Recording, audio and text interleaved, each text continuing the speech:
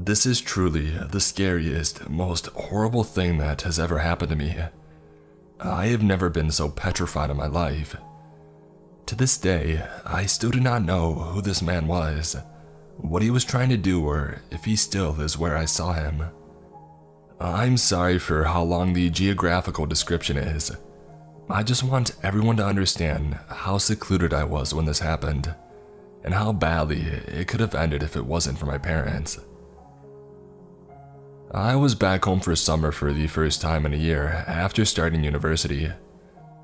Our home was, and still is, just outside of a small town with forests all around. There was also a small man-made lake, which was diverged from a river that ran for miles through the forest and ramified into a few streams east of the lake. Near my home, there was a small grassy path that led to the river following a stream. It was a long walk, but one that I used to go on often as a child. I knew the forest there well. I knew where I could cut through dense trees to meet the stream. The walk that I would always go on led me off the path, which turned northwest slowly, so away from the stream, and then took a sharp turn to the west. After a few miles walk, at which point the stream was hidden quite deep into the forest. I would continue to walk north and follow the stream through the forest to get to the river, and then follow the river west to get to the lake. It's easy to get lost in this forest because the terrain isn't just a slope down to the water. It goes up and down, and you end up completely surrounded by trees. I had spent many days wandering around there alone, or with my dad over the span of 18 years. I never saw anybody else in that forest. I went there twice that summer, both times alone-ish. The first time, I left in the morning. I walked along the path away from the stream to the sharp bend and then cut back into the forest. I reached the stream after an hour or so. As I was running my hands in the water, I heard a bell from far away, coming from the north. Something was making a bell ring fervently and periodically, which I found strange. I listened well, wondered if it was a lost hunting dog, and started moving towards the sound. I bloody know that I'd be the first person to die, but I was heading north anyway, so what the heck. I realized that it couldn't have been an animal. I could tell that the bell was too heavy, because of how clear the sound was to be on a collar. I kept moving, and the bell was moving away from me. It stopped completely after 5 minutes. The stream wasn't big enough or strong enough to carry a bell. That could have been enclosed in a tin or something, and the river was far too still. I thought of everything, but nothing explained the sound, apart from one obvious thing, which I just didn't feel comfortable with for some reason. I knew that it had to have been a person. I stopped thinking about it and just walked on normally. Until I found a badger, a bloomin' dead one, carefully decapitated. It had obviously been done with a knife. It was fairly fresh, the body was still limp, and there wasn't too much of a smell coming from it. The wound was full of maggots, but I knew that happened soon after exposure. The sound of the bell had been following the stream, and so had I. So the badger was put there, maybe attacked there, at least decapitated, while I was walking that way, I suppose, but I don't really know. Nothing else happened that day. 1 week later, I went back for the second time that summer, and the last time ever. I left home at around 6 p.m. Yeah, I know. I made it to the stream, and then walked to the river in an hour, and then decided to go back the way that I came because it was getting late and it was raining quite heavily. The sun set around 9 p.m. I was walking as fast as I could. The sound of the rain in the trees was surreal and loud. I was somewhat trotting with my head down for a while through the clearest and most open part of the forest when I bumped into something heavy. The smell was sickly. It was the decomposing body of the badger, with his head strung to his front paws. That area looked a bit like a ham because of the way that it was tied, just swinging from a tree, like an almost literal load of bullocks. It was his putrid bag of stench, wet and dripping green liquid. I started gagging. I had some sort of mucus-textured fluid in my hair. It was repulsive. At first, I just stared at it, slightly gobsmacked, and then I started fidgeting violently because I felt like I was drenched in its juices. I was soaking from the rain. My senses became confused. It felt like a bucket of cold ice water had been thrown over me when I realized that I had walked the same way to get to the river. So someone had strung the body up after I had passed it on their way there. Someone knew I would see it. So, was someone watching me and running around the forest, with the faint sounds of branches breaking around me and not animals? I looked around and started jogging. I was half running, half walking away from the stream back towards the path for a while, when I heard the bell again. I proceeded to call my dad while running. I told him to meet me on the path where it sharply turns west. It was the closest part of the path to me, to go as fast as he could and that someone was in the forest. I can't explain the feeling I had. It was like I had just crapped on my intestines and stomach. I literally felt the hairs on my neck raise despite being soaked. It was dark. I jogged as fast as I could. I was panicking because the path was still a bit far away, just too far to feel safe. It was still raining. Every single sound was muffled. I felt like everything was further away than ever before. The bell went on for way longer than the last time, on and off. I felt like it was surrounding me at one point. The fear combined with my compromised hearing and the fact that I couldn't flip and breathe properly was making me slightly lose my sense of direction. I was automatically heading southwest, but I wasn't really sure what I was even doing. I was breathing like a freaking horse, coughing my lungs up, kind of crying out loud like a toddler does, tripping over leaves and twigs like an idiot. I stayed on the phone with my mom, who was on her way with my dad. I kept hearing sounds, but I wasn't sure what they were. My mom was screaming on the phone at the same time that they were on the path, that I needed to run, that my dad had gotten out and was heading east from the path bend. I was terrified, so I went into survival mode. I was doing the half-running, half-speed walking thing again because I was out of breath. And then I heard branches break. Clear footsteps for the first time from down in the forest, and the bell ringing louder. I didn't want to, but I looked over my shoulder. And that's when I saw what was in the forest with me. A tall figure creeping in my direction at the very end of the clearing, ringing his bell slowly in front of his stomach. I could tell that he was staring straight at me. Now, I don't know if I had a hidden secret sprinting ability or instinctual adrenaline-induced superhuman powers, but when I tell you that I ran for my life, I freaking didn't look back once. I screamed as much as I could. I lied. I'm on the phone with the police. They are on the path. Dad, I can see you. I'm here. I wanted to yell, Dad, please, where are you? But I kept that to myself. I felt like something awful was going to happen. I felt like the man was right behind me.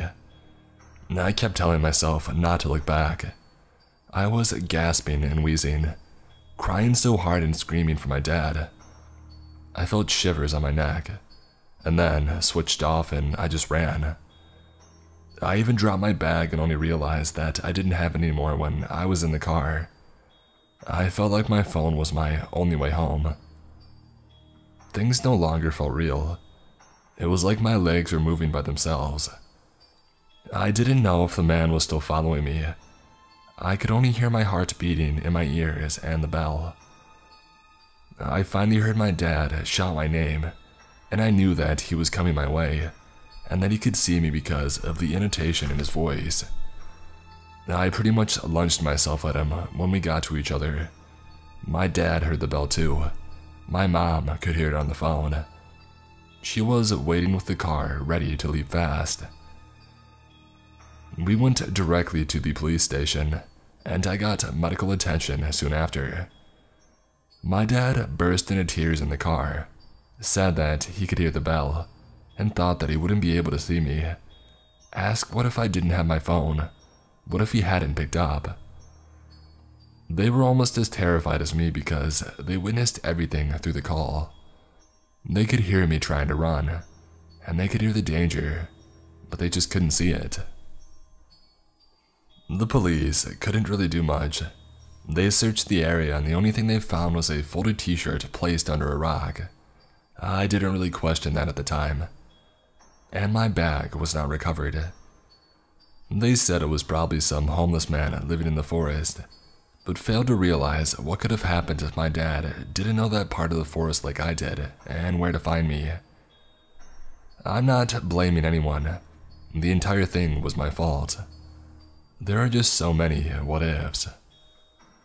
I want to believe it was just someone who decided to live in the woods and hunt or something. Maybe they were a bit mentally unstable and they felt angry that I came into their territory. But what if it was more insidious? The way that he moved towards me was abnormal. It was perverse because of how slowly he was ringing the bell. It's like he had me trapped. I didn't see any more detail. I just ran. To this day, I can't bloody go anywhere where I'll be alone, and the sound of bells is a real problem. The smell of moss as well. Anyway, my parents and Steve Jobs saved my life. So, go hug yours now and take decapitated badgers and bells as pagan signs that you're unwelcome.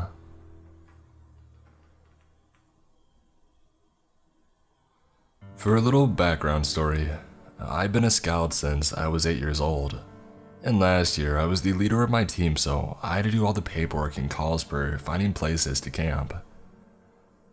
It was mid-November, and I had to find a place to camp. But since I was lazy, I decided to wait a week before the actual weekend. A week before the weekend, I decided to call some owners so that I could have a place to sleep. As I call many numbers, all of the owners are unavailable or simply not here. But then I see a number which I never called before, since it was at the end of the list. I called and an old lady picked up the phone. I do the basic presentations and all, and she agrees to let me and my team stay at hers, and we are making agreements.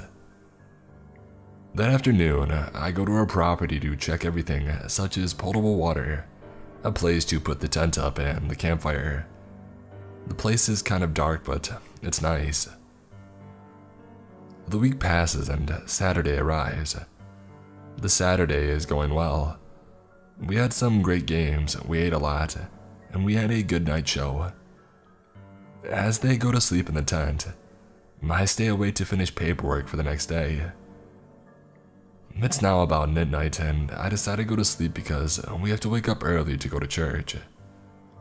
As I switch off the flashlight, one of my newbies, we are 8 in total, wants to go to the toilet, aka the tree, and asked me to come with him.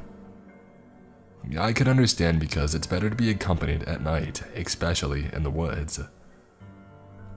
He does his business and suddenly, I hear some noises far away, but not that far.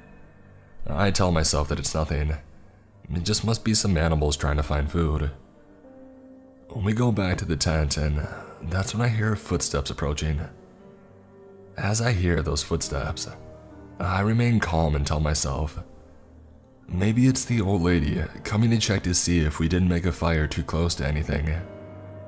But I still have an odd feeling because it's midnight and why would she do this at this hour? And then the footsteps go silent for about 10 minutes. But then I hear more coming to our tents. Thankfully, all of my campers are sleeping because they would have been scared. I was the oldest one and they were about 3 or 4 years younger. As I hear footsteps which seem to come from one person, I hear others coming from the back of the tent, and I thought, okay, this is getting weird. I need to do something. I checked the tent by the inside and thank God, one of my newbies left some embers from the fire, so I could see what happens between the fire and the zip of my tent. A minute passes by, and a silhouette is there just between the fire and my tent. I stopped breathing. I literally froze. I started to move towards my phone when I saw the silhouette coming closer to the zip of the tent. I sent a message to one of my bosses, who are always camping in the near areas if something happens. But I knew that she would take too long, so I had to think of something, and think fast. And that's when I had an idea. I put my alarm on like a big siren, because sometimes we do like night games and wake up in the middle of the night. So I put my bell on and my campers wake up. The silhouette had started to unzip, and I actually saw fingers from below. But as the silhouette heard everybody waking up, she or he sprinted back to where they came from. And that's when I saw 2 other silhouettes sprinting back in the same direction. Luckily, everything ended well. Around 20 minutes later, my boss came and stayed the night, and I never had to deal with those silhouettes again, thankfully.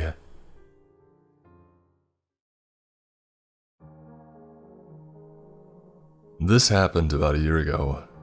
There were so many terrible factors working against me that night. I am astounded that I got away unscathed, at least physically.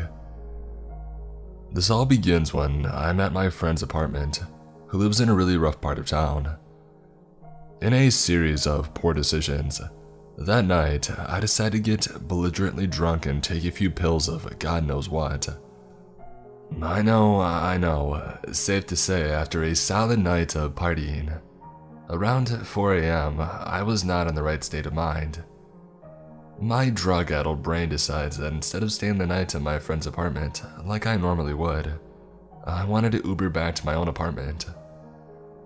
My friend's apartment had 2 separate entrances and exits to the building, one in the back, unlit parking lot of the building, and one facing the street.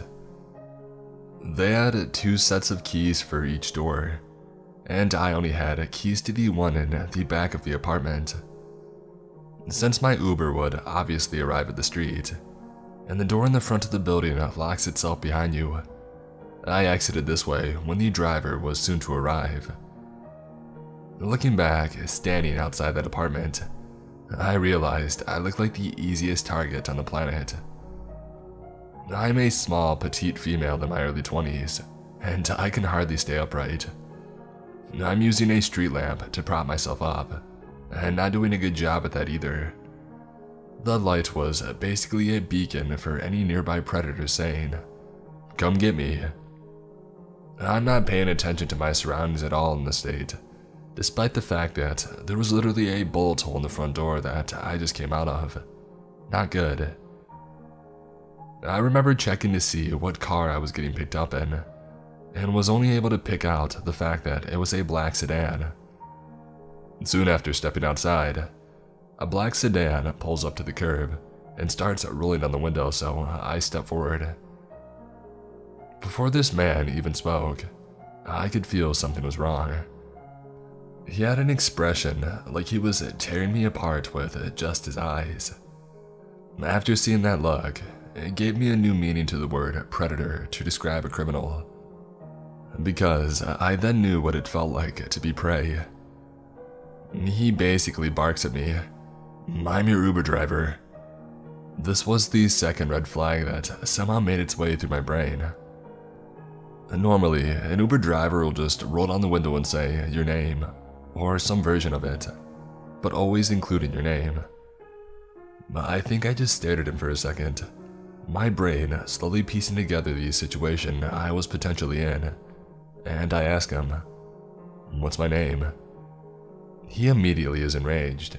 and starts screaming about how he doesn't have time for this and just to get in the car. I don't think I've ever sobered up so fast in my life. I'm completely panicking. Obviously, this wasn't my Uber. Quickly checking the license plate, I immediately see that it's not a match.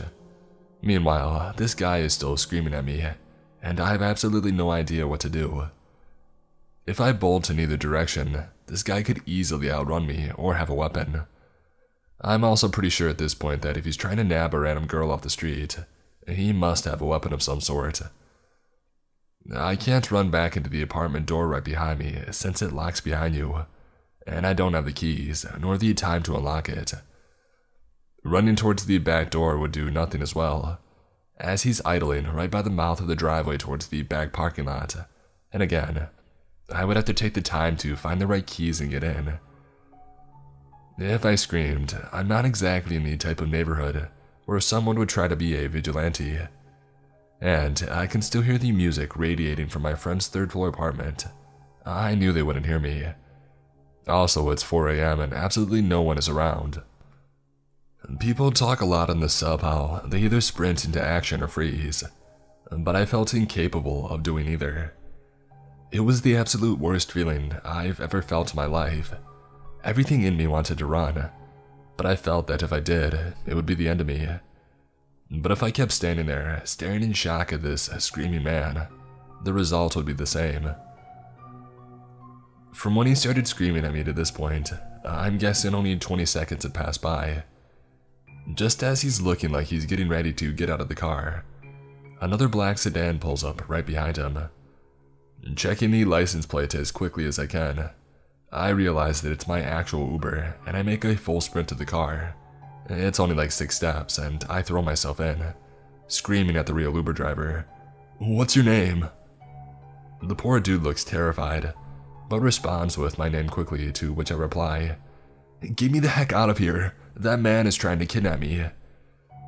If I was in this Uber driver's position, I think I would be too shy to react as quickly as he did.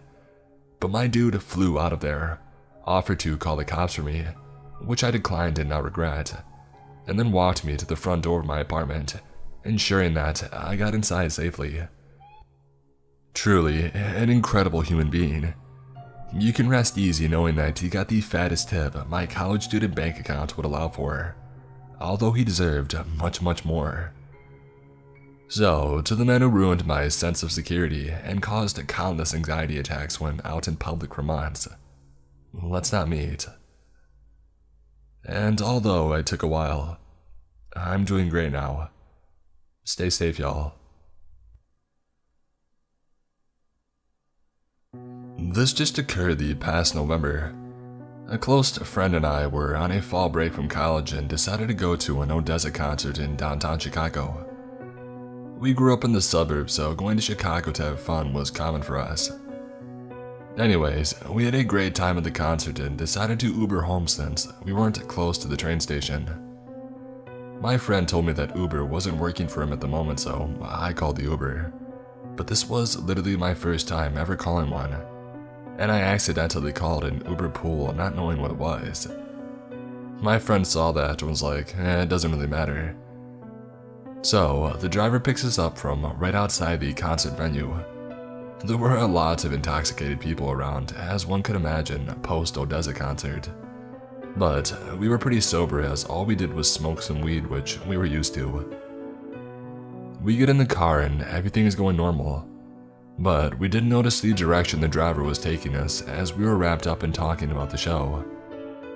It turns out, the driver was going to the south side of Chicago, which we realized after some time by looking at the maps. But our suburb was exactly the opposite direction of this lengthy drive south. We decided to attribute this to the fact that it was an Uber pool, and I shrugged it off, until we picked up this next passenger. To be honest, this girl scared us. I don't like to judge people, but she scared us just by the looks and how she talked. Once the girl got in, we asked the driver where we were going first, to which he stopped answering. Next thing I know, my phone lit up and said the Uber trip was cancelled. and for this duration of the ride, Uber had no record of me being in the car. I asked the driver what the deal was and he didn't answer. The girl and the driver 100% knew each other, as they were calling each other nicknames. The girl was being weird and seemed to be doing some type of hand signal to him. And then we proceeded to drive further south to this neighborhood, the sketchiest neighborhood I've ever seen. I didn't realize neighborhoods like this even existed. Every house was completely wrecked. There were no street signs on most streets. Most streetlights were out or flickering. Homeless people lying on the sidewalks, and there were beat-down warehouses and alleys. This was by far the scariest area I had ever seen. No one would care if they heard a scream in this area. Once we started seeing all of this, our hearts dropped because the driver would still not respond to us. My friend then looks over to me and whispers, "We need to get the heck out of here." To which I replied, "Dude, look where we are." And so we stayed in the car. And then we get driven down this alley behind a warehouse where these streets ended, and there were just fields beyond it. The driver is going down this alley at like 2 miles per hour, but keeps going. The girl and the Uber driver were clearly discussing something serious, but we couldn't make it out since they were using mostly signals. At that time, our hearts sank even more and we literally both thought we were going to be killed in this alley, or at best, someone was going to get in the car and rob us. He stopped and the doors unlocked, and I was in complete shock with a pale face when all of a sudden, my friend says, "Hey, I'm completely sober, and I'm about to call 911. I'm assuming the driver was waiting around the concert to pick up some wasted people to allow this to happen, but we were pretty sober, in which he was serious about it. He had dialed 911 on his phone. The Uber driver looks back at us in shock after he sees 911 dialed, and my friend's finger about to push the call. He looks at the girl. The girl is in shock too, and she nods her head no. And she says, "What the heck, Rye?" And she gets out of the car. The driver then drives out of the neighborhood and onto the highway towards our suburb. All of a sudden, my Uber app gave me a notification saying that we were now on a ride. All of a sudden, the driver starts talking to us again, but he wasn't giving any answers, just saying that he's driving us home. We were asking what the heck had just happened, dude, but he wouldn't answer stuff like that. He would answer stuff about where we were going, but nothing about what just happened. We got home safely and reported the Uber driver for this ride, because it was obviously messed up. We think that the Uber driver was trying to wait for wasted people to call the pool, so he could get away with this, but realized that we were too big of a risk when it came time to do what they were going to do. We've accepted that we were a part of a mugging scheme, and got lucky that we decided not to get drunk at the concert. We had anxiety for weeks after this, but we now know just how sketchy some areas can be and how to be more safe in Chicago, and by not calling an Uber pool outside a concert or a bar. It's so weird to me that people live this sketchy of lives and do this to people, but it was eye-opening. So, I was at a friend's house listening to some records on his vinyl player, smoking like animals and drinking as much. That night, we finished 2 bottles of Bacardi and a bottle of Horeca that I bought from some people in Ukraine. I lived close to him, like 10 minutes by car, and it was 4 a.m. One thing I can tell you about me is that I can hold my liquor. It's very hard to get me drunk. And I wasn't drunk, I was slightly buzzed, as we had took the entire afternoon to drink all that stuff. Well, I said, "Time to go home," and I called an Uber. A silver Renault Logan with an Uber logo made of LEDs inside the windshield. I went in and the dude looked sketchy from the beginning. He was probably between 20 and 40, and he had a cheap golden chain with an AK-47 on his neck. Brown darting eyes, a little overweight, close-cropped hair that was balding. His GPS was working just fine. He had to cross and get into a tunnel to get into my neighborhood, and then it would become another avenue, a turn to the right and driving 500 meters to get me home. But instead, the dude thought that I was drunk and couldn't know where I was. He turned into the avenue instead. And I thought the tunnel was under maintenance at that hour or something. At the time, even though I was alert, I thought it was all okay and that he would just take a detour. Instead of turning in the street in which he could take a detour for the alternative route, and his GPS was clearly pointing the direction, the dude started going to a complete different direction and going downtown, at an hour that only unsavory characters were there. I asked him where he was taking me. He didn't answer and he sped up the car. I asked him again, this time a bit more firmly, "Where the heck are you taking me?" He didn't answer again. Perhaps he thought that I was easy prey because he believed that I was drunk and because of my foreigner accent. Well, I'm not the kind of dude to be messed with. I quickly opened his glove compartment to see if he had any guns and he didn't. When he looked at what I was doing, I grabbed my knife and I put it on his throat. I slashed it lightly just to show him that it was razor sharp. I told him, "You take me back or I'll do it." And then he spoke, quickly telling me that he was taking the wrong turn. A blatant lie. I told him that I didn't give a crap and that he would turn this car around and take me where I paid him to take me. He did it rather quickly, trembling like crazy. 20 minutes later, I arrived close to my destination, as I didn't want this weirdo to know exactly where I lived. By that point, his neck was bleeding, but not that much. I opened the door, told him to put on the app that I paid for the ride, and I told him to screw off. He quickly went away and I reported him in the app. And that was it. Take care at night with Uber drivers, folks. You never know who's driving. And to the driver who tried to kidnap me, rob me, or do whatever, I hope the scar on your neck will always remind you of me. Let's not meet again. Ever. This happened last year at the peak of my partying stage. I was at a friend's house drinking, and at around 2 a.m., I was pretty drunk and decided to call an Uber to take me home. The car pulled up, and I have this habit of sitting at the front with the driver. He was a young man around mid to late 20s. I don't remember much about what we were talking about, but I do recall his compliments going from, "You're really pretty," to, "You're really hot." And he kept saying that I reminded him of his mom. I found it really strange, especially considering I was 19, but I tried to laugh it off because I didn't want to appear rude. I asked him to swing by the drive-thru at a burger spot because I was hungry.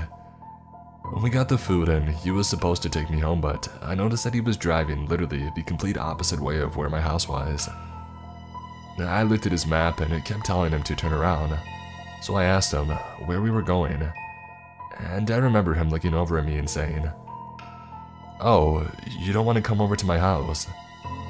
I remembered that I completely sobered up and said, "No, please take me home." I don't recall if we continued talking after that, but luckily he took me home and I never heard from him again. I also reported him the next day. What really upsets me is that he clearly knew I was inebriated and tried taking advantage of me. I can't imagine what would have happened if I had never spoken up. It's safe to say that I won't be Ubering alone at night anymore. This happened a couple of months ago, in December of last year. I started working a new job in the mall and had to work for most of Boxing Day. I was done at 10 p.m. and transit seemed to have ended at 7 p.m. I'm a student who didn't go home for the holidays due to this job, and never had to deal with holiday transit hours.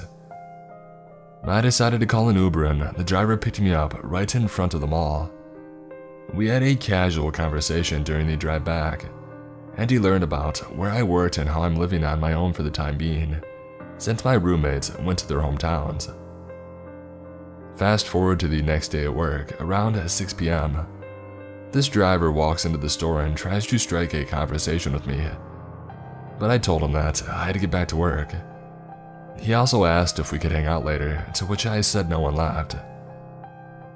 At the end of that shift, at 10 p.m., I walked out of the store planning to take transit.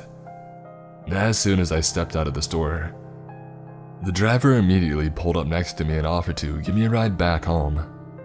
After going back and forth with me declining and him saying it's free, I decided to walk away and I caught a bus home. I was pretty overwhelmed by the fact that he had showed up to my workplace and waited 3 hours until I was done working to offer me a ride home. I've reported this to Uber and they've notified me that they suspended this driver, provided me with a full refund, and gave me a link to provide to the police if I plan on filing a report. Silly of me to give away information like that to a stranger, but I hope that I never meet that driver again who appeared at twice my age, knows where I work and live. Lesson learned 110%.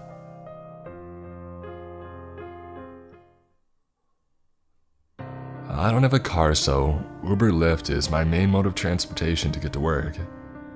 This morning, I requested an Uber a half hour before I had to be there, and the pickup was supposed to be less than 5 minutes.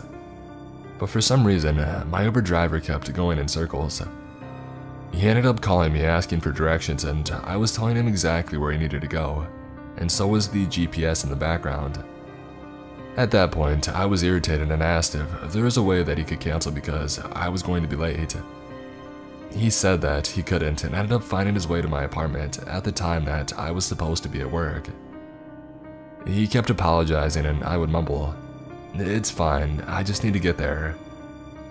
He ended up taking me to another store that was on the way and asked, "This is it, right?"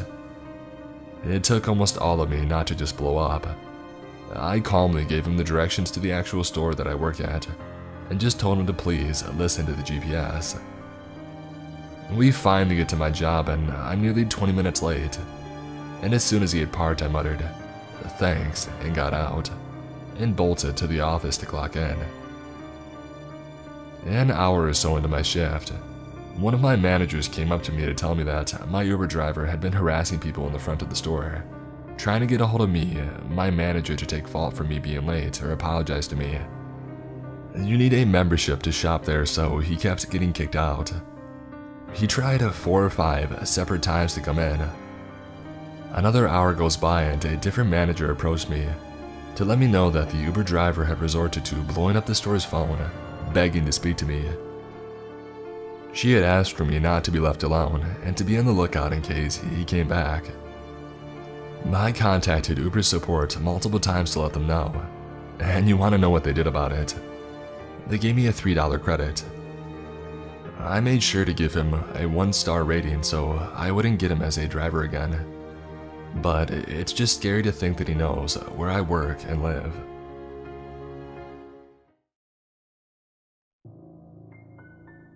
So, I'm a 21-year-old male and this experience happened last summer, while I was on vacation at Myrtle Beach with my family. We were staying in a resort right on the beach and we're on the 13th and 14th floor in a sort of timeshare. One night, I was feeling restless and having a hard time falling asleep, and at around 3 a.m., I decided to go out to the balcony to get some air. I stepped out and was stunned as there was a full moon, and the moonlight on the water was really beautiful. The beach was completely empty as far as I could see, and I had never seen it like that before.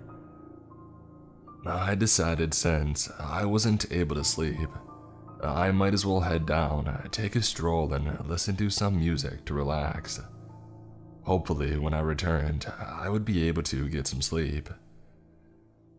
It was really unsafe and dumb of me, but since it was 3 a.m. and the rest of my family was asleep, I decided to just head down without letting anyone know I was going, as I thought I would just go and chill there for 10 to 15 minutes and then come right back up.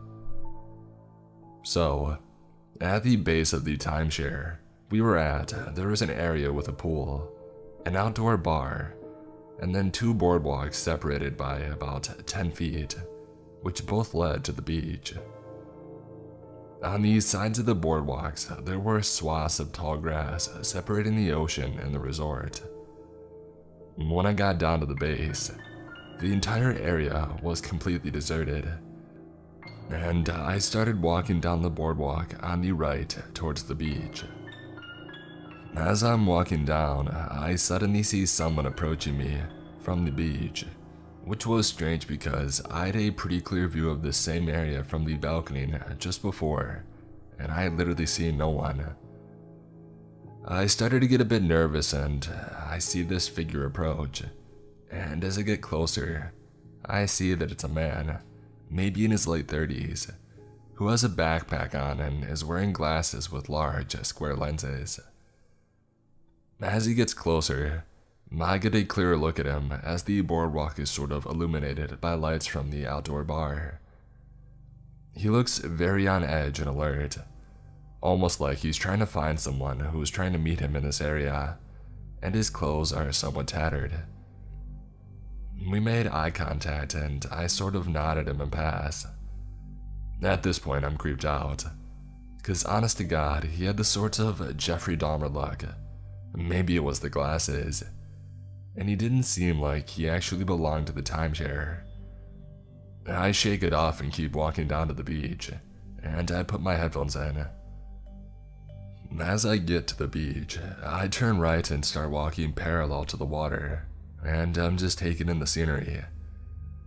I'm barefoot and decide that it would be nice to walk just along the shoreline, so I move closer to the water and continue walking. I'm walking for no longer than a minute before I get a really strange feeling that something is wrong. I take off my headphones and turn around, and I see a dark figure that is trailing me just up shore. He is situated in between me and the timeshare. I can immediately tell from the figure's height, body type, and demeanor that this is the same man I had passed on the boardwalk. At this point, I'm starting to panic, as every story from Let's Not Meet is rushing to my head.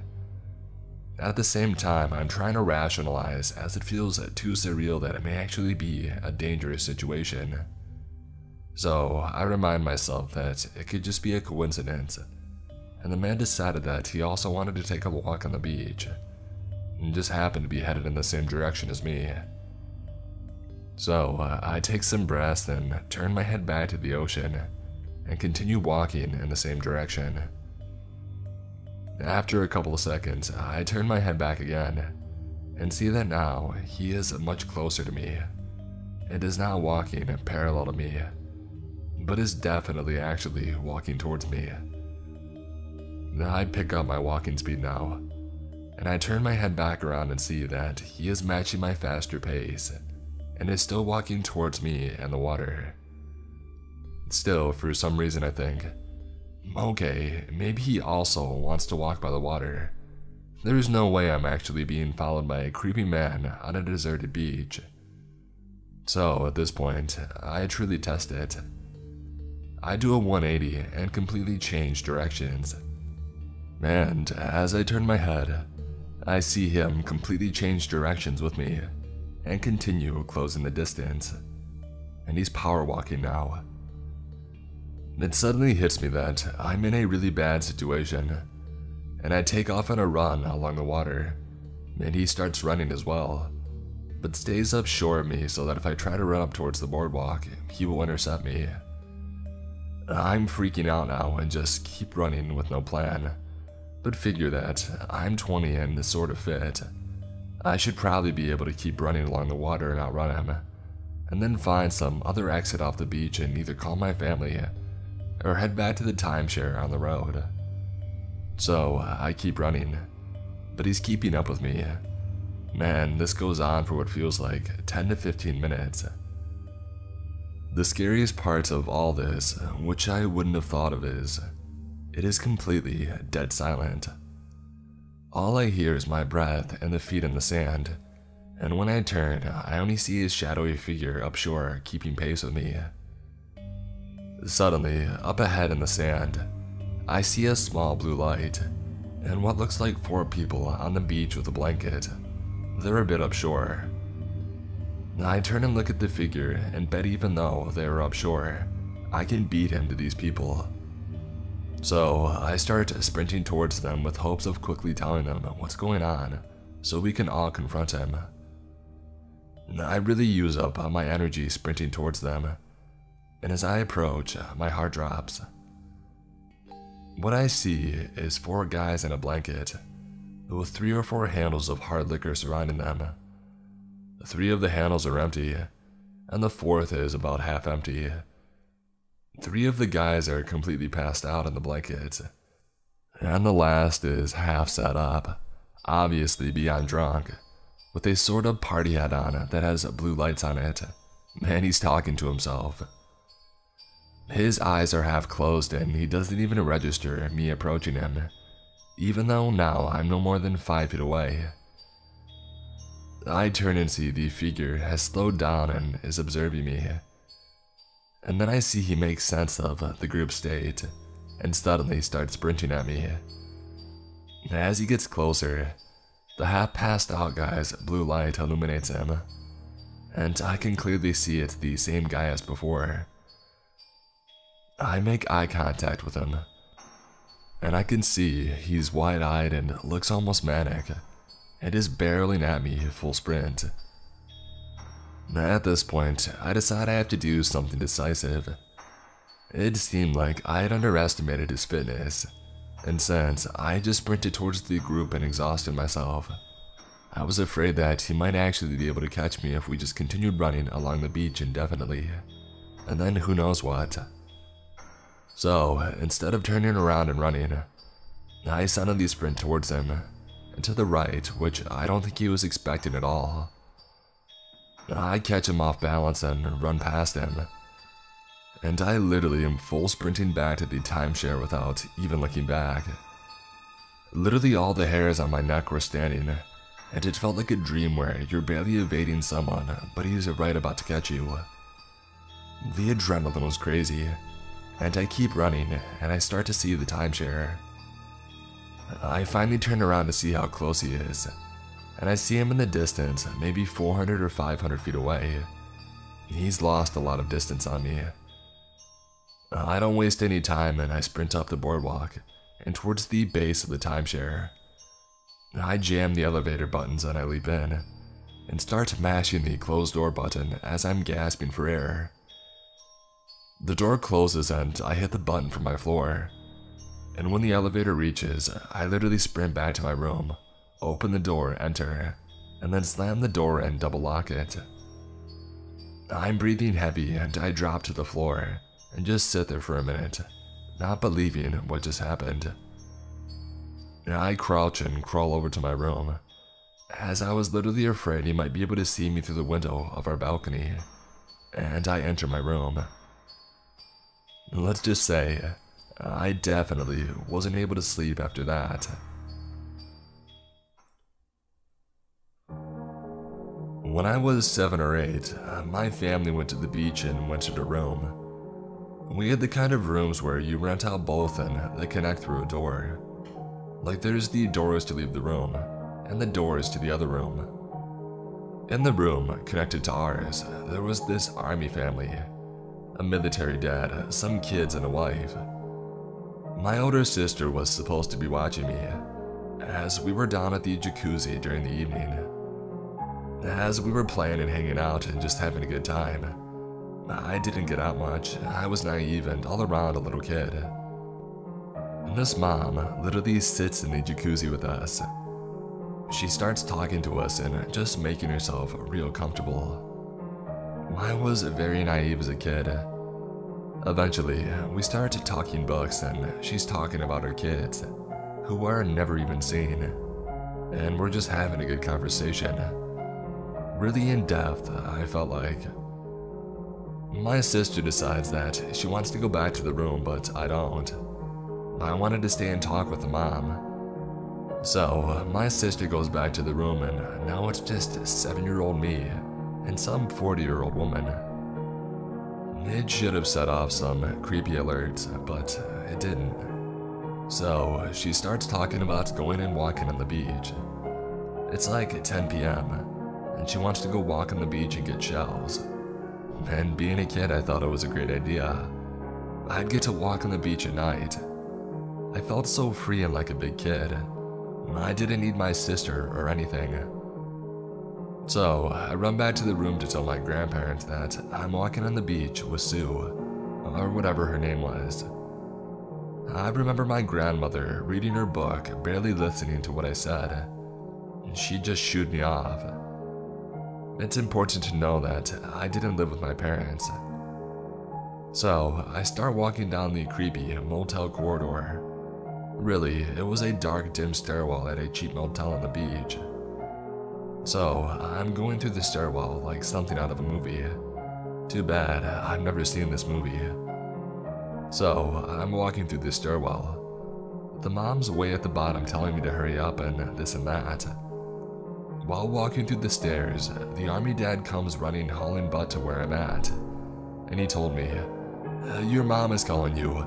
It's really important, we gotta go." And he basically grabbed me by my wrist, softly, not aggressively, and led me back to our room. He knocked on the door and explained what had happened. I never thought much of it until about a year ago when it came back to me. This woman was leading me away to the beach alone at night, and this army guy had a terrible feeling in his gut, so we intervened. When he said my mom was looking for me, as I don't live with my mom, it set off some alarms in my head. It's when I realized something was up. So I didn't resist going back to my family. As a kid, I knew since he was saying my mom wanted me that it was important. I just knew something was up because I don't live with my mom.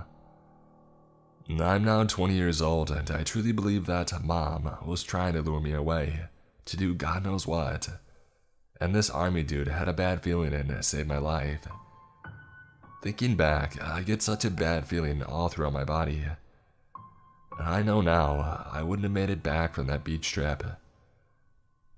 Thank you, army dude.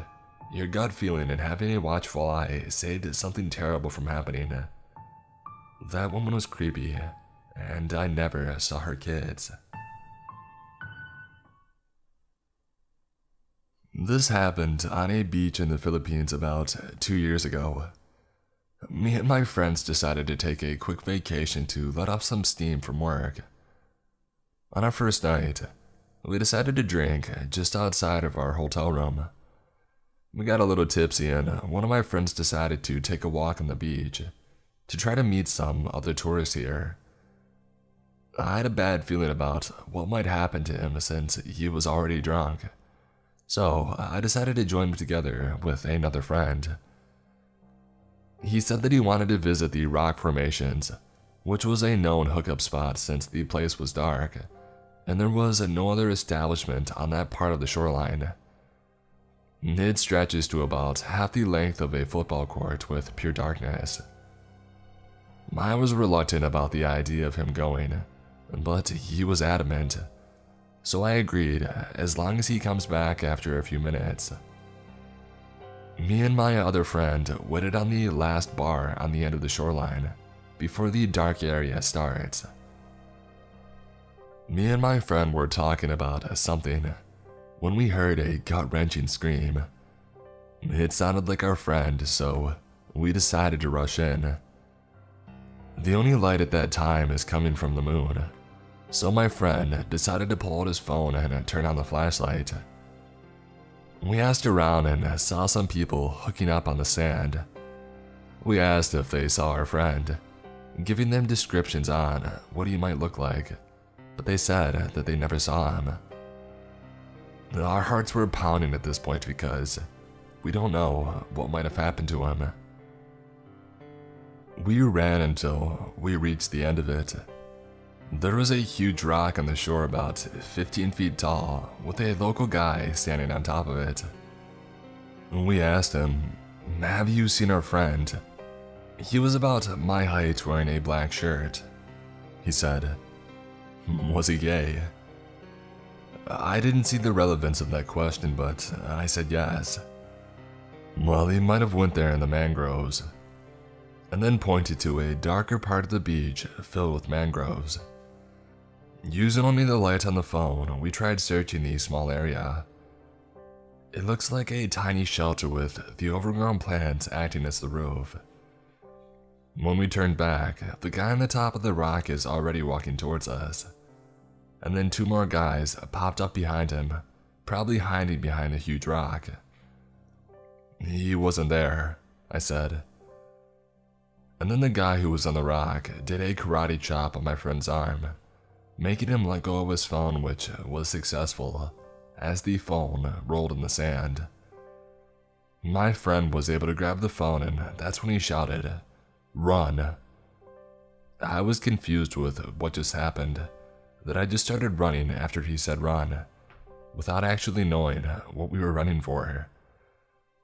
And that's when it hit me that it was an ambush, that we were led into the mangroves for them to steal my friend's phone.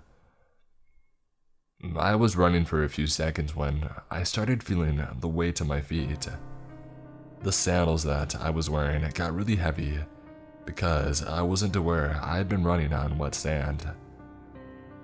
My friend took off his flip-flops for him to run faster.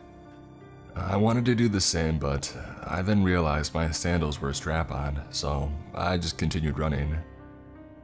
I could hear the guys chasing us saying, "Hey, stop, we're just joking."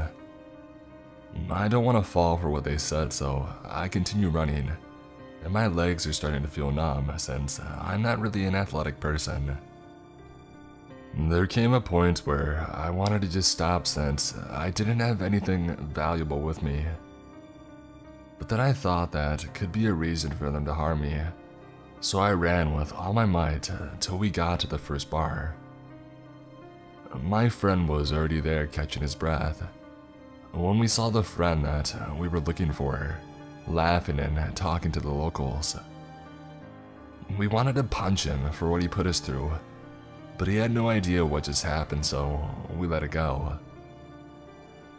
Our vacation still went through, and we still go to that island from time to time, but we vowed to never go to that side of the beach ever again. Now, that part of the beach has already been closed to tourists. So, to those guys who tried to mug us on the beach, please, let's not meet. And one other thing. My friend said he wasn't the one who screamed, but it sounded like him. If it wasn't him, then who was it?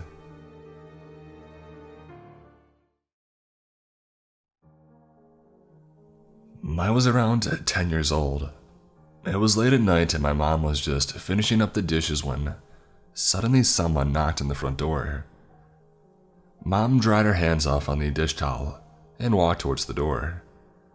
The impatient person knocked louder this time. When Mom opened the door, in walked a police officer. He came in and he closed the door behind him. "I'm sorry to intrude, but can I please sit down?" The cop asked her in a nearly panicked voice. Yeah, but is everything okay?" she asked him. He walked towards the table and took a seat. "Something happened," he said. Mom turned and looked at me. I was already staring at the whole situation. "Sweetie, this is your Uncle John," she told me. The cop turned to look at me, like he just realized I was there. I didn't say anything, and he and I just stared at each other. I knew he was nearly scared to death, and I wanted to know why. Mom went to pour him a cup of coffee. When she came back and placed it on the table in front of him, he reached out and grabbed her arm. "Please say a prayer to God for me," he pleaded.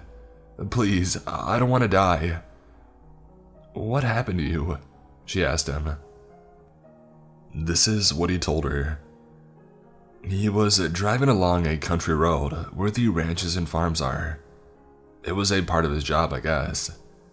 It was at night, obviously, and his headlights were on. When he drove around the corner of the hill, something big was in the middle of the road. He slowed down, and as he got closer to it, he said it looked like the back of a giant man wrapped in a thick cloak. So he put the cruiser in park, rolled down his window, and had the spotlight on this guy. He thought the tall man was in some sort of trouble, because he was just standing there, and his shoulders were shaking weirdly. My uncle called out to him and didn't get a response. He was about to get out of his cruiser when just then the tall guy turned around to face him. When that thing turned around, it had the body of a large bird and the face of a man. It cursed at me and then spread out its wings and took flight and flew towards me. I put it in drive and never drove so fast in my life, Uncle John told her. Nowadays, when I see Uncle John, I always want to ask him about what he saw and where, but I don't want to offend him. Mom never talks about anything paranormal. She says such things shouldn't be repeated. Sorry, Mom, but I'm repeating it. I have been stewing on this story for a while now, not gonna lie. I had a few drinks, so pardon the errors and rambling. I'm not the best storyteller. This takes place in New York, midsummer. It was my best friend's last day at his old house, which was filled with weird stuff. I've experienced stuff there and have a few experiences that can be boiled down to ghosts all the way to feeling like my life was in danger, which is why I refused to spend the night there, as that was when the feeling came. So this was their last day at the old house, getting all their stuff to their new house, and I was helping them that day. All I remember from that day is walking in the house seeing the windows filled with dead flies, like more than I thought could be in a house. And then driving to their new house at night, which had to be at least 8 hours of missing time, it felt like. I was confused and I asked them, "Where are we?" And I was told that we were in some town in the middle of nowhere on the way to the new house. I said, "But we never got the rest of your stuff." My friend's brother looked at me concerned and said, "Yeah, we did." "What happened?" I said. And I was just told that they would tell me later. This is a story best to come from their mouth, as I can't remember that 8 hours. It was just gone to me. And really, I can only take their word on what happened. All they said was that I was very quiet the whole time when stuff went down in the house. We're driving and we noticed that there are no other cars on the road, which is strange as we were going through quite a lot of small towns, and it was still early in the night on a Friday. The little brother mentions this, and as soon as he does, a bunch of cars come around the corner at this point. It's just circumstance, but there will be a pattern. We keep driving and we notice all the houses are completely empty. Like the lights are on, but we see no one in them, and no furniture or anything. I mentioned this and boom, the next house we noticed, people are just standing in the window staring at our car. We noticed this in the next 3 or 4 houses too. At this point, we are pooping bricks and notice this drive is taking way too long. They only moved a few times over and this drive was taking well over an hour, and it feels like we had been driving in a cornfield for a while. My friend says, "What the heck is going on? We should almost be there by now." And lo and behold, the cornfield ends and we recognized where we are again. Seeing a pattern yet, because I didn't, and I said something that I regret to this day. Man, what other weird stuff is gonna happen tonight? As soon as it came out of my mouth, I knew that I messed up. And my friend and his brother started yelling at me, saying, "Why would I say that?" And we get in a yelling match. We never argue and my friend slams on the brakes.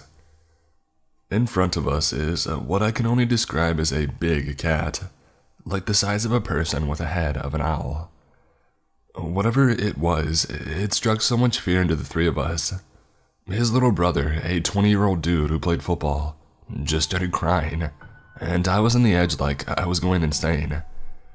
I wanted to be in a future scientific career, and this stuff wasn't making any sense to me. I was doing mental gymnastics just trying to figure this out. My friend just stared at it until he said someone grabbed their phone. His battery was dead from the time in the old house. This woke me up and I went to grab my phone, and whatever this thing was ran into the field into the darkness as soon as I started pulling it out. After that, we finally get to the new house. We pull into the driveway and back into their parking space. When his brother says, "What the heck is that?" We look up and see what I can say looks like a pure white Bigfoot, crawling around like a spider, and it has red eyes, and it just crawls away into the forest. We sit in the car for 45 minutes until their mother arrives. No drugs or alcohol were taken that night. Well, not until after we got into the new house. The best logical conclusion that I can come to is that there was a CO2 leak in the old house and we were having a group hallucination. This is by far the weirdest day of my life. I mention all of this now because my friend said the new owners of the old house have a for sale sign on it. They were there for less than 2 years. I was told that they had a thriving daycare there for about 1.5 years, and then suddenly it closed down. Something that crosses my mind every once in a while is a weird experience I had as a child. I must have been 8 or 11 when I was talking to my friend in our apartment complex in broad daylight. As I was doing this, I saw a huge animal that resembled a wolf but much, much bigger. In Tacoma, Washington is where it happened.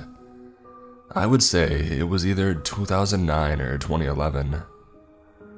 I knew I wasn't normal. In fact, I stood there shocked the whole time I saw it.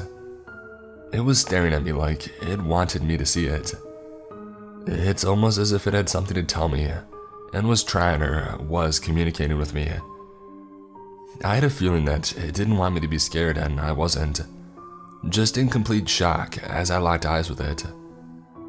All it did was slowly walk by until it disappeared around the corner. I would say it was maybe 5 feet in height, very large but not too much visible muscle, pitch black, bright yellow or red eyes.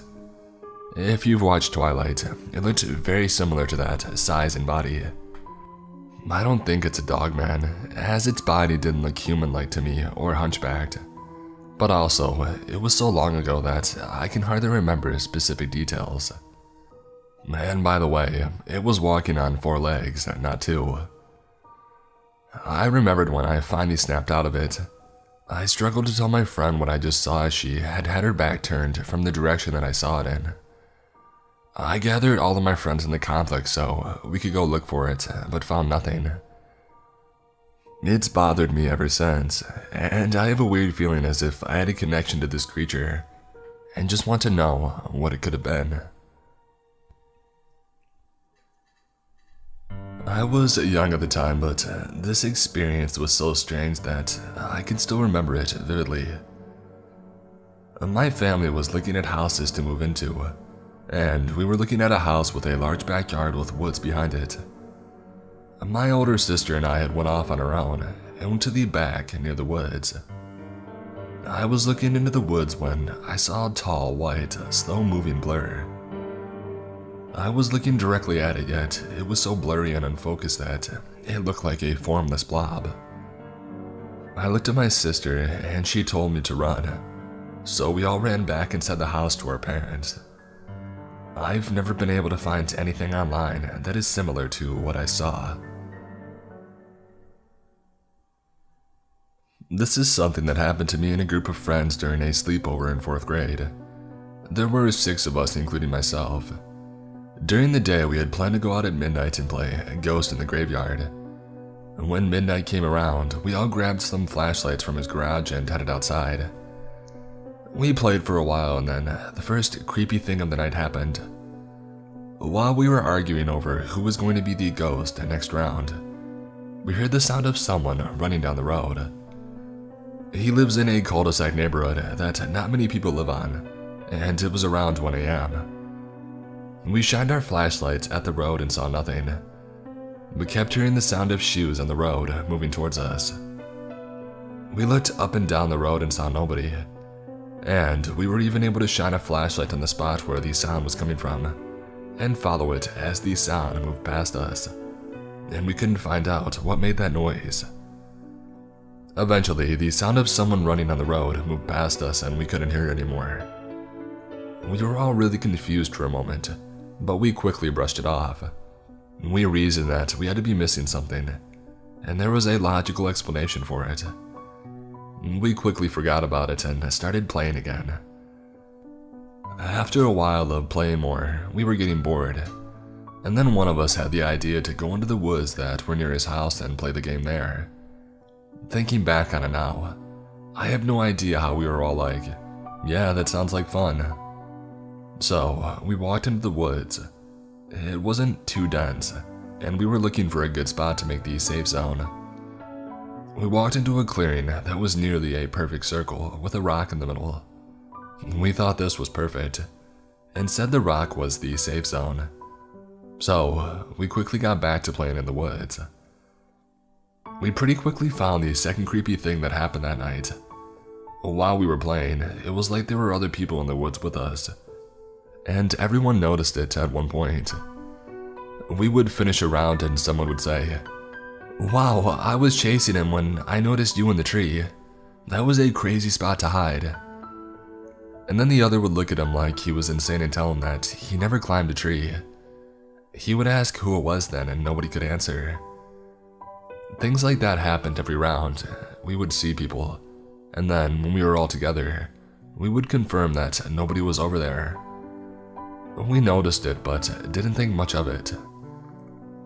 And then the last creepy thing happened as we were about to head back to his house. Me and a friend started to walk back while the other four stayed at the rock and talked there. As we were walking, we heard the four scream and run towards us and then run past us. It scared me at first, but then I thought that they must have been trying to scare us. I looked at my friend and laughed, and then looked at where they had ran from. In the trees about 60 yards away from us, there was a figure peeking out from around the tree. It looked humanoid, but it clearly had a deer head. It scared the crap out of me, but I very quickly calmed down, realizing it was just a deer. And then I looked for another second and realized that it couldn't be a deer. It was humanoid, and I saw one of its arms, and it looked like a human arm. The antlers were black and very long and twisted. It was kind of just standing there looking at us. Me and my friend both ran back to his house. We didn't go that far into the woods, but holy crap, it felt like we had run for hours. We eventually ran back to his house and ran inside with the other four. His dad had to come downstairs to yell at us for being loud, and then we calmed down. We started to talk about what he had seen. The kid that I was with said that he didn't know what it was, and one of the kids who was with the group of four said that he saw a demon.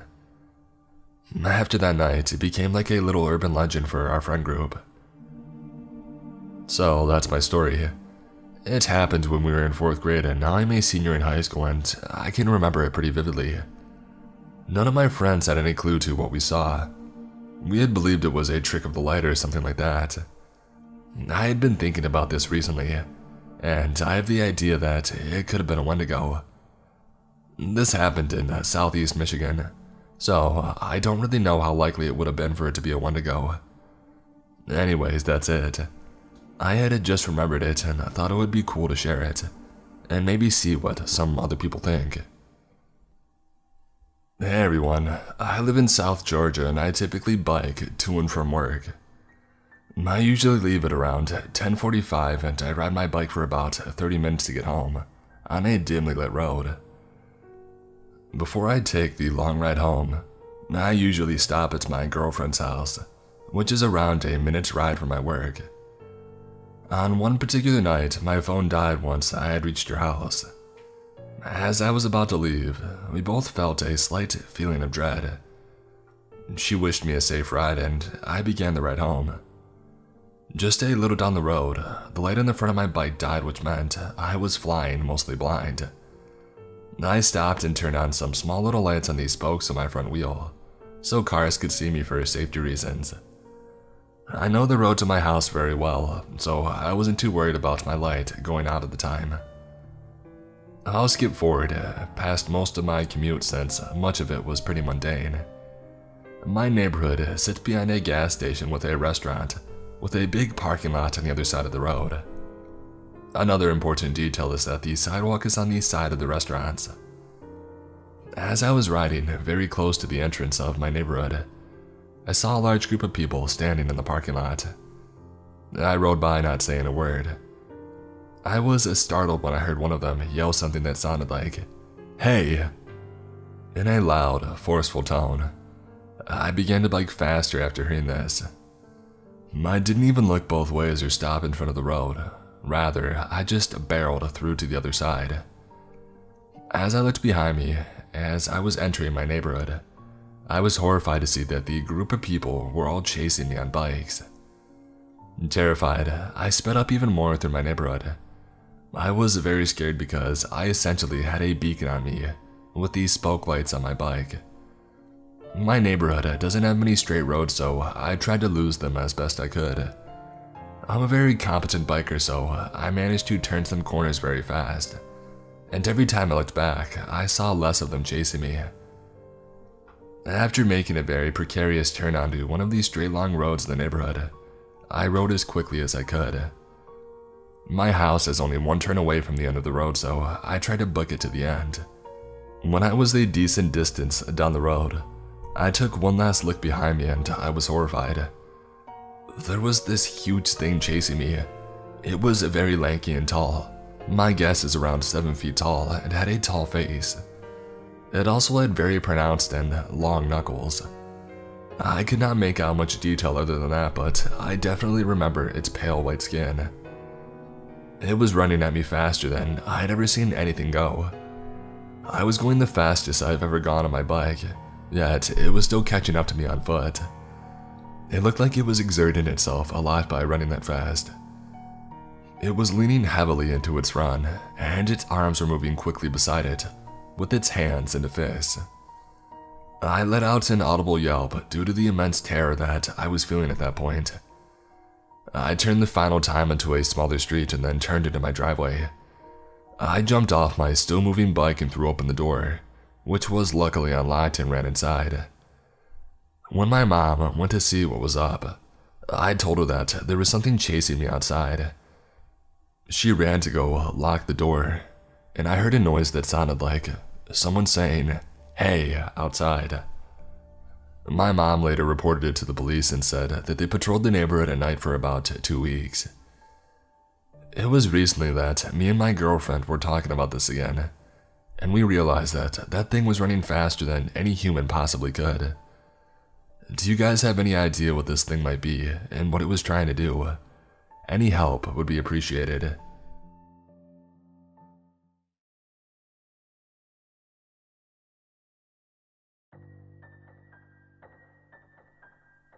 This happened back in the early days of my childhood. I was maybe 12 years old at the time, living just outside of a major city in Australia.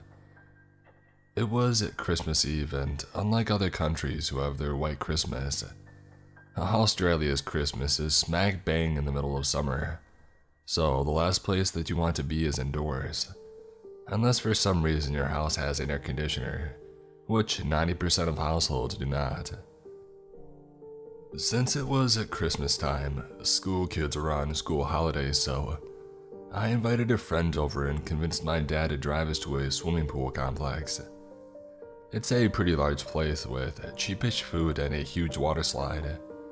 So naturally, we were pretty content staying the entire day there, spending our parents' money and enjoying the cool water.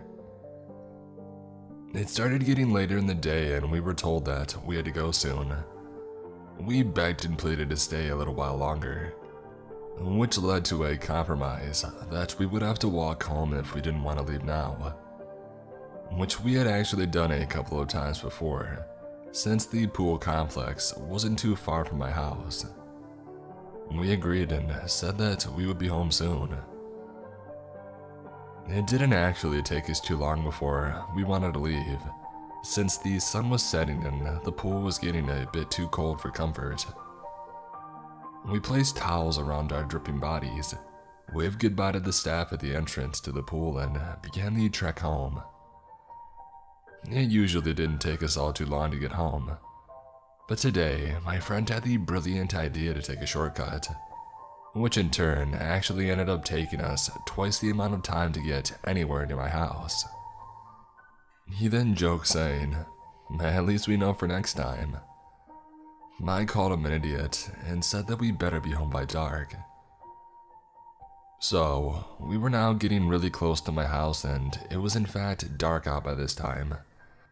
My phone was dead, so I was trying to speed walk as fast as I could, as I knew my parents would be wondering where we were. This shortcut that we were on took us through some very dark and isolated streets.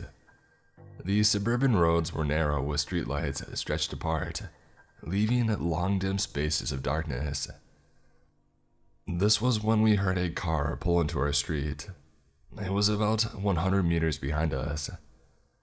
As it got closer to one of these streetlights, we could see that it was a rusty blue van. And wait for it, covered in Christmas decorations. We immediately laughed and exchanged peculiar glances. Our faces turned to a more perturbed nature when the van started slowing down as it approached us. We heard a husky voice call out to us. I didn't quite hear what it said, but he was clearly trying to get our attention, and he definitely had it.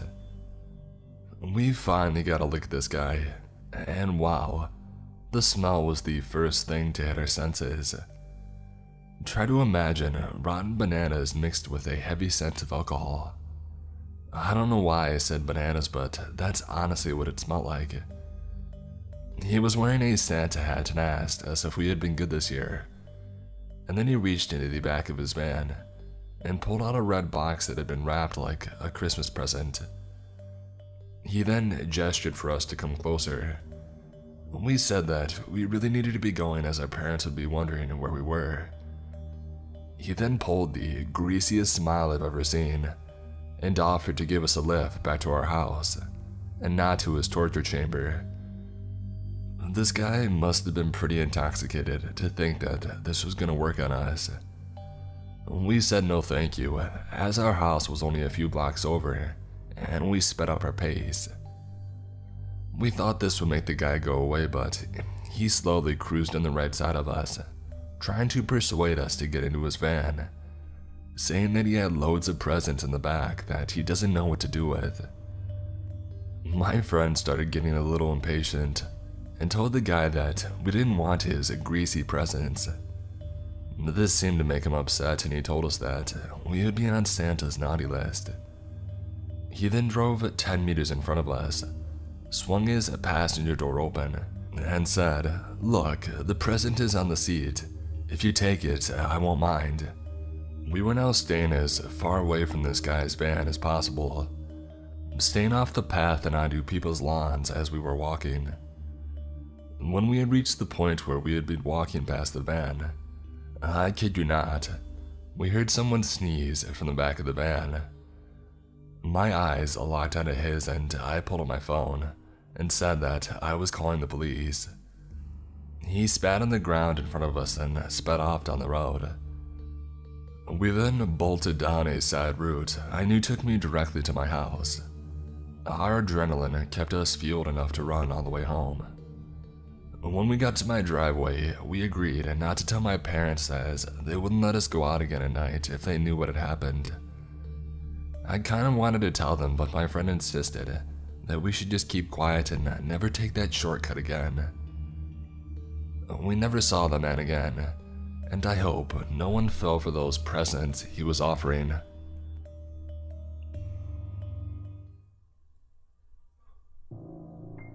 I was just home for Christmas and was reminded by my father of a story that he had told me once before.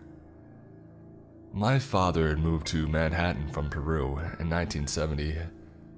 One night during this time period, he was out at a bar with his friend Carlos, also from Peru.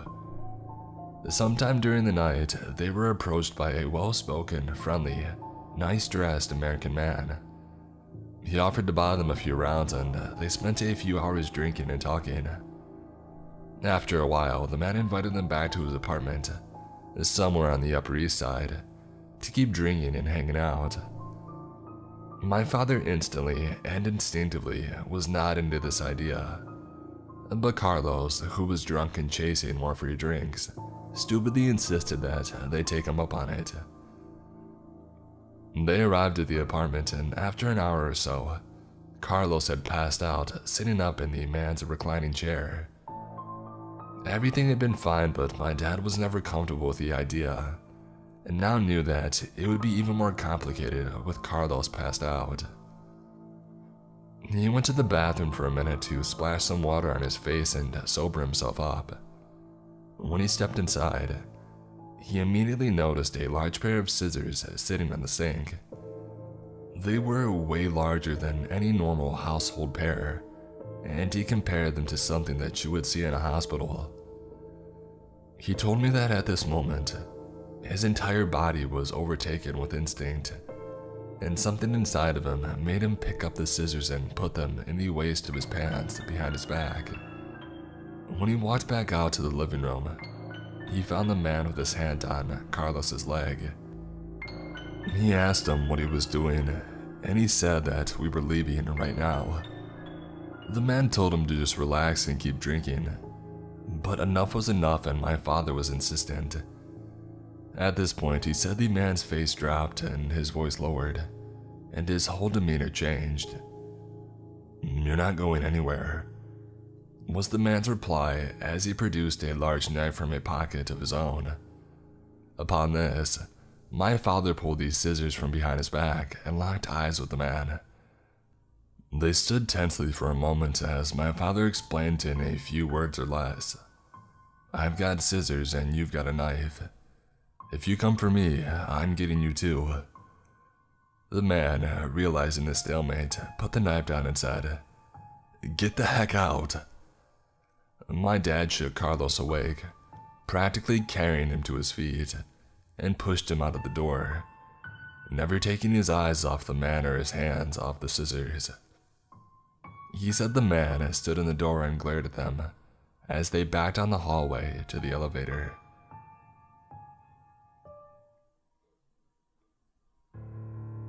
I work at a beauty store, and today, an older man with a white beard came in. I greeted him and asked him if there was anything that I could help him with. He stuck his hand out and said, "Hi, I'm Santa Claus." I go to shake his hand and I laugh uncomfortably. As I try to pull my hand away, he stops shaking my hand and just holds it, and proceeds to tell me about how he's popular in the next town over as a Santa Claus, and how their local beauty store knows him very well. He held my hand for a solid 2 minutes as he told me about his stories of being Saint Nick. He finally let me go after I tried pulling away several times, and then finally asked me where the colored hairspray was, so that he could make his beard appear whiter.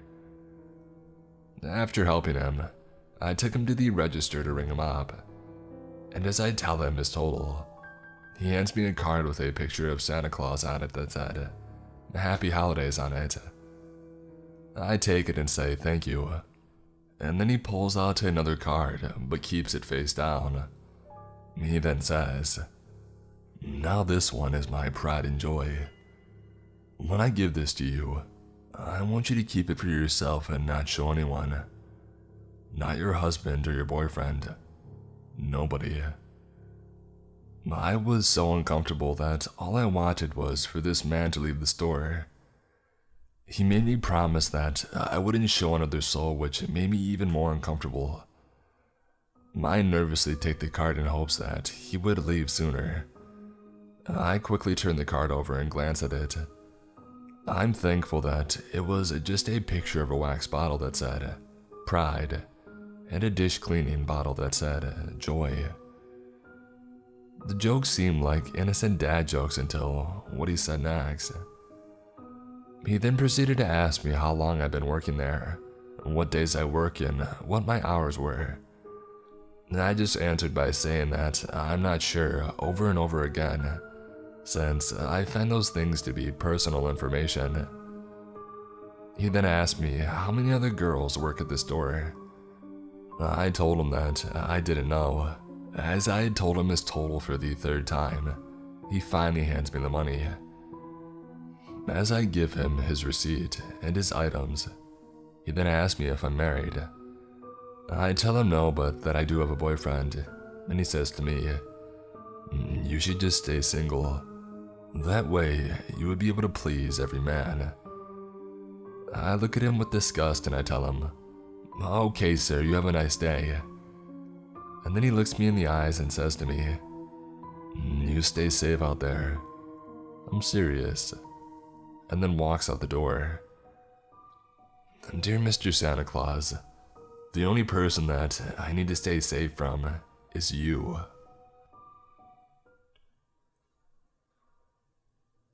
This happened to my very close family friends on Christmas Day a few years ago. I used to babysit for this family starting at around age 12, and I later housed and dog sat for them months at a time all throughout my 20s. This story is particularly creepy for me because I've spent a ton of time alone at their house. So, this family is going on a stereotypical Christmas Day evening in the family home. It's winter and so it's dark very early. It's a drizzly, wet, foggy night outside.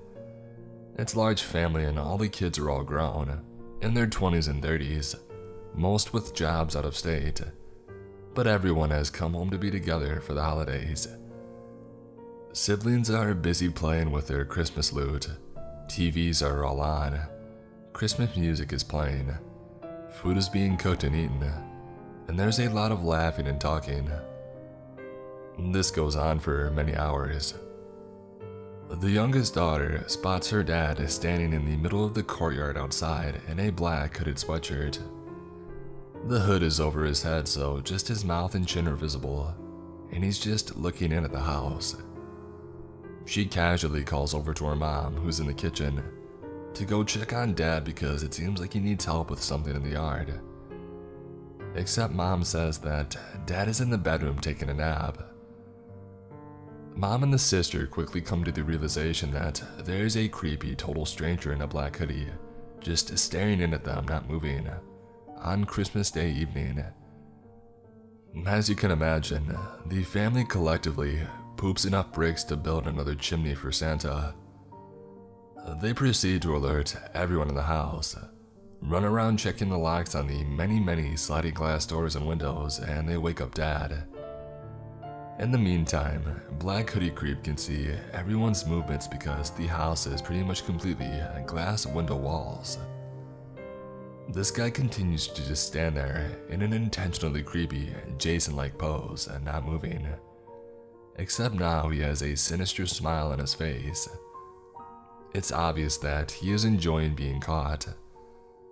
At first, if the family thinks that it might be a practical joke, the family members start to call out things to intimidate him like, "If this is a joke, it's not funny. We already called the cops. We have a gun." But the guy just keeps standing there, smiling and not moving for a long time. And then suddenly, he rushes up to the glass and starts pounding on it, not saying a word, his face still obscured by the hood. Obviously, he's intentionally trying to scare everyone, if not to break into the house, and now the family really does call the cops. After pounding on the glass for a good while, he runs and hops the fence near the home's trash cans and heads to the neighbors' yards. The neighbors are also good friends, so the family calls them to let them know what is happening, but they never see the Black Hoodie Man. The cops arrive within minutes, take these statements, check all the neighboring houses, but they never find this guy. Not long after, the family had their courtyard area completely remodeled, including a new security and light system. The scariest bit of the story for me is that they had no idea how long this guy was just standing there, watching them enjoy their Christmas. Some bonus details as well. The home where this took place is in a quiet, upper-class neighborhood. It's a square home with an interior square courtyard situated on the edge of a steep hill, with a busy 6-lane road below. It can be very difficult to climb this hill and scale the back wall to access the back porch area, and even harder to escape down without falling into the traffic below. It would also be hard to exit the neighborhood, unless climbing through people's yards, without being spotted by the cops. The home is angled in such a way that the wind blows right through it, causing creaks and drafty sounds on even mildly windy days. A rustle or a crunch sound would most likely be ignored. The home's layout is similar to many traditional Japanese homes, with sliding doors attached to each section of the house, leading to the square middle courtyard. Except rather than wooden panels or screens, this home is all sliding glass window hallways. If someone is in the central courtyard at night, it is very easy to see into all areas of the house without being seen due to the reflection of the lights inside. However, the courtyard does not have some dull footway lighting.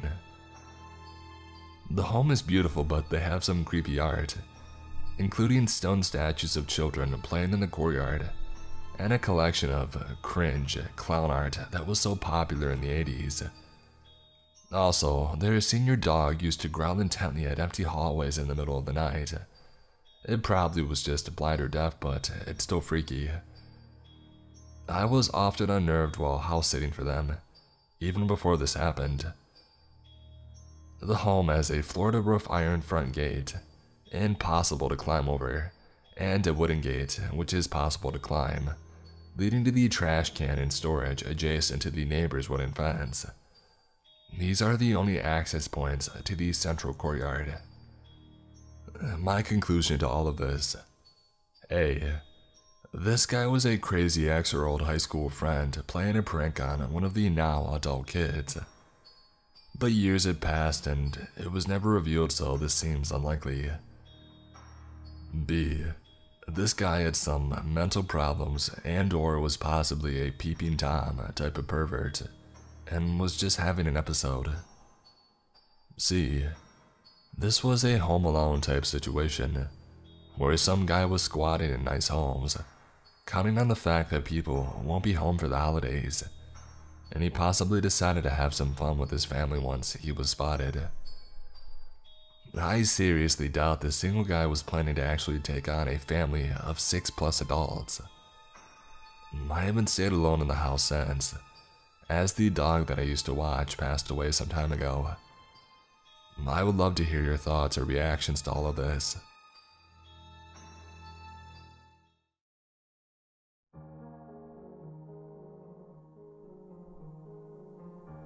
This happened when I was about 10 or 11 years old. I lived in a fairly quiet suburban town in Australia. Crime rate was almost non-existent, so parents were pretty laid back about letting their kids play in the streets without supervision from time to time. While this was great for us, the kids, for other more sinister people, this was something that could easily be taken advantage of.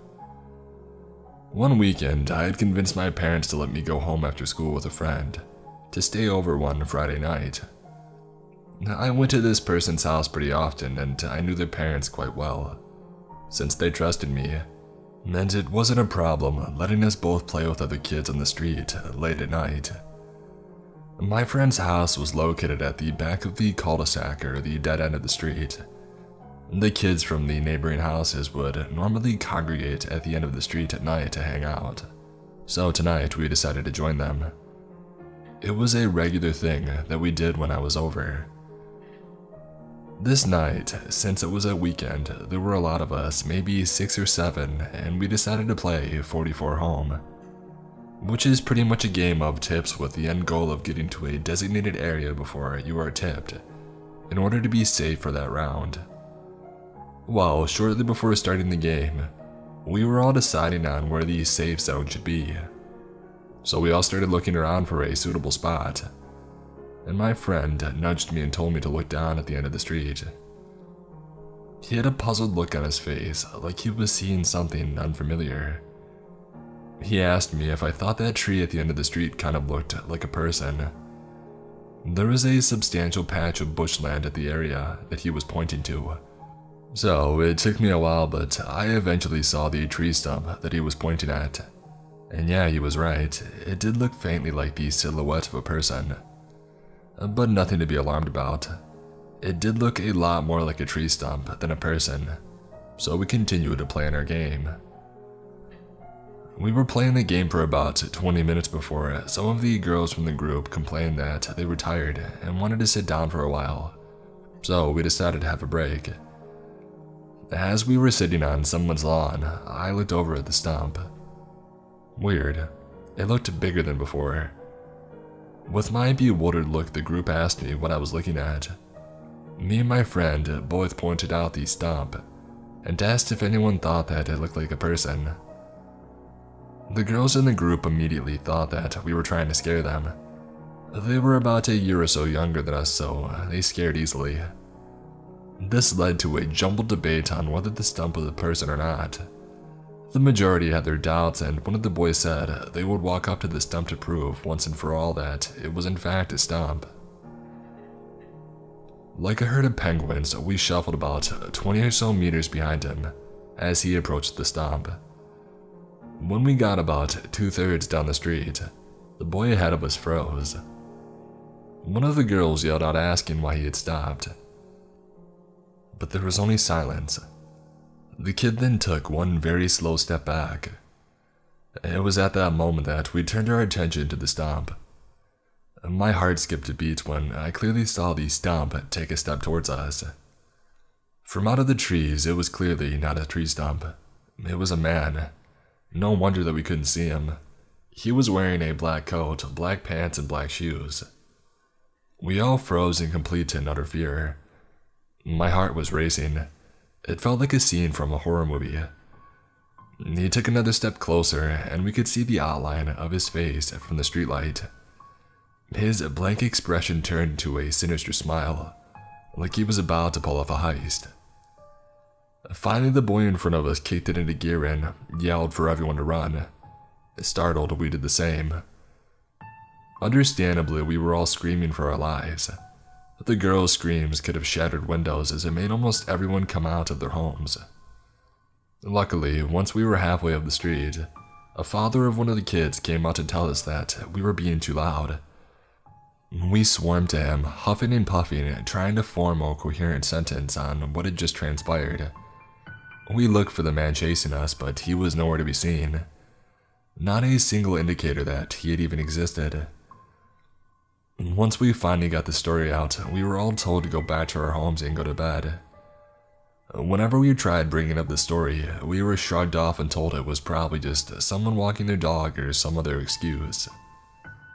I suppose since we were so young, it highly factored into our credibility. And yeah, blah blah, kids have imaginations. But in all honesty, I know what I saw and it was completely compatible with everyone else's stories. The group stopped hanging out after that. So, crazy guy that looked like a tree stump. Let's not meet. About a year ago, I was working on my design portfolio and needed some art supplies. Mainly some clay for a project that I had been working on for about 2 months and a bunch of markers. It was sometime in the week that I decided to head to my favorite art and supply store, which is located in a warehouse area of town. Basically no houses, just some warehouses and other large-scale industrial businesses. Normally, I would take my car and ride to the store and back, as I never really liked walking in that area, and I always felt uneasy in the dark of German winters. However, my girlfriend had taken the car to another town for an internship, so I was forced to take the train. When I left my flat, I walked the 5 minutes that it takes to the train station while listening to some music. The train station was crowded and I waited on a bench for the train to arrive. And as German trains do, it was very late. When I got to my stop, it was very dark out and I dreaded walking to the art store. However, the walk to the store was fine. I was walking alone with no lights, but my phone was on. I had some music and I only had about a 10-minute walk. At the store, I picked up about 12 pounds of clay and a bunch of markers and some spray cans. When I left the store, it was pitch black out, And since the area barely had any streetlights, I started to feel uneasy. With 12 pounds of clay in a bag, I didn't really go that fast. After about 4 minutes or so of walking, my phone died. I stopped to check if it was really dead or if it was just bugging. I was angry at myself for not charging it before leaving home. While standing there, somebody walked by me very quickly. I didn't get a good look at him, but he seemed very erratic, and his movement reminded me of someone high on some sort of drug. After about 5 seconds, he took a turn and he was gone from sight. I picked up my bag and went on my way. About a minute or two later, the same man walked towards me again. Since there was only one walkway, I couldn't change sides or walk away from him. In my mind, he just bought some drugs or sold some, and I didn't really want to know. This time he passed me and just stared at me, with his deranged, psychotic stare. This time I got scared. Not only was he taller than me, about 6'4", 180, but also way more muscular. After taking another 10 to 20 steps, I looked back to check where he was, hoping he was further down the road. When I looked back, he was barely 10 meters away from me and was walking very fast. I only had about 100 more meters until I was at the train station. I should have just dropped the clay, but I didn't, and I ran with the clay in hand. When I started running, I could hear him running after me. Finally, I got to the train station steps and I flew up them, feeling like he was on my heels. At the top of the stairs were other people, and I felt safe enough to look back down. He was nowhere to be seen. I took the next train home and never saw him again. I don't know what his intentions were, and honestly, I don't even want to know. To start off, I live in a little city in SoCal with my roommate who happened to be my cousin.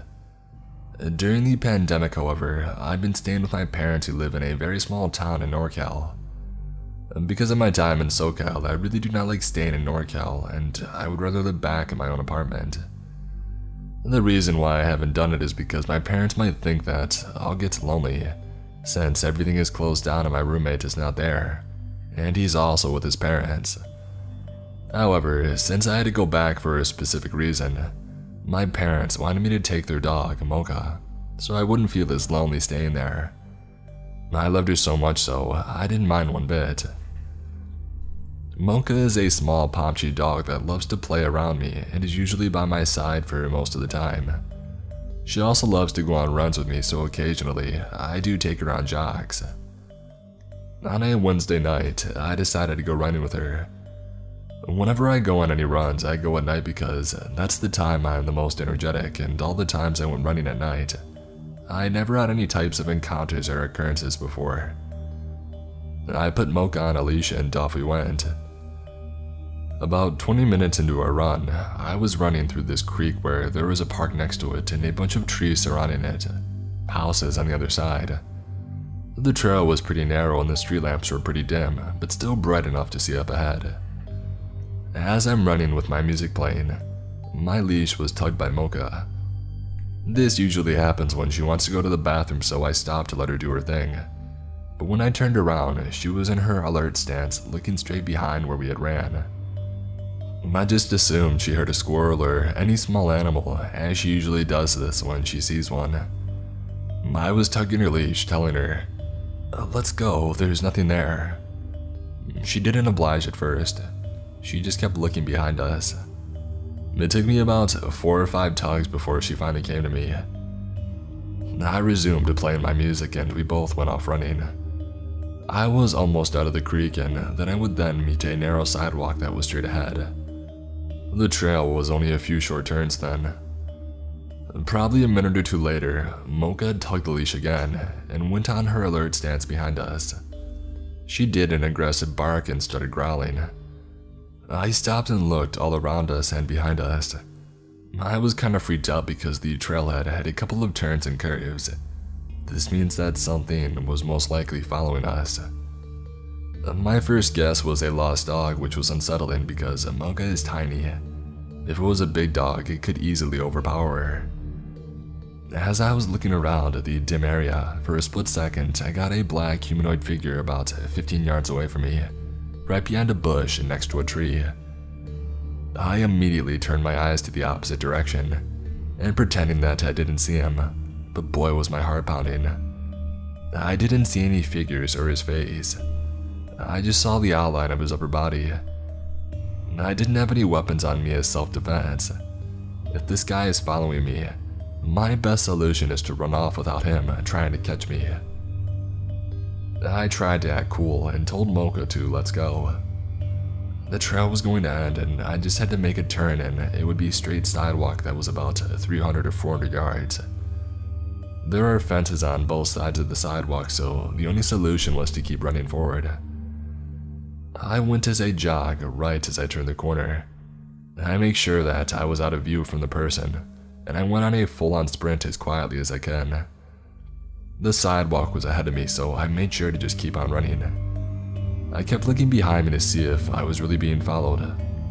About being 70 yards away, I saw the person come to view from the turn, and then one sprinted as fast as he could towards me. As if I wasn't already sprinting, I turned it up a notch and sprinted even more.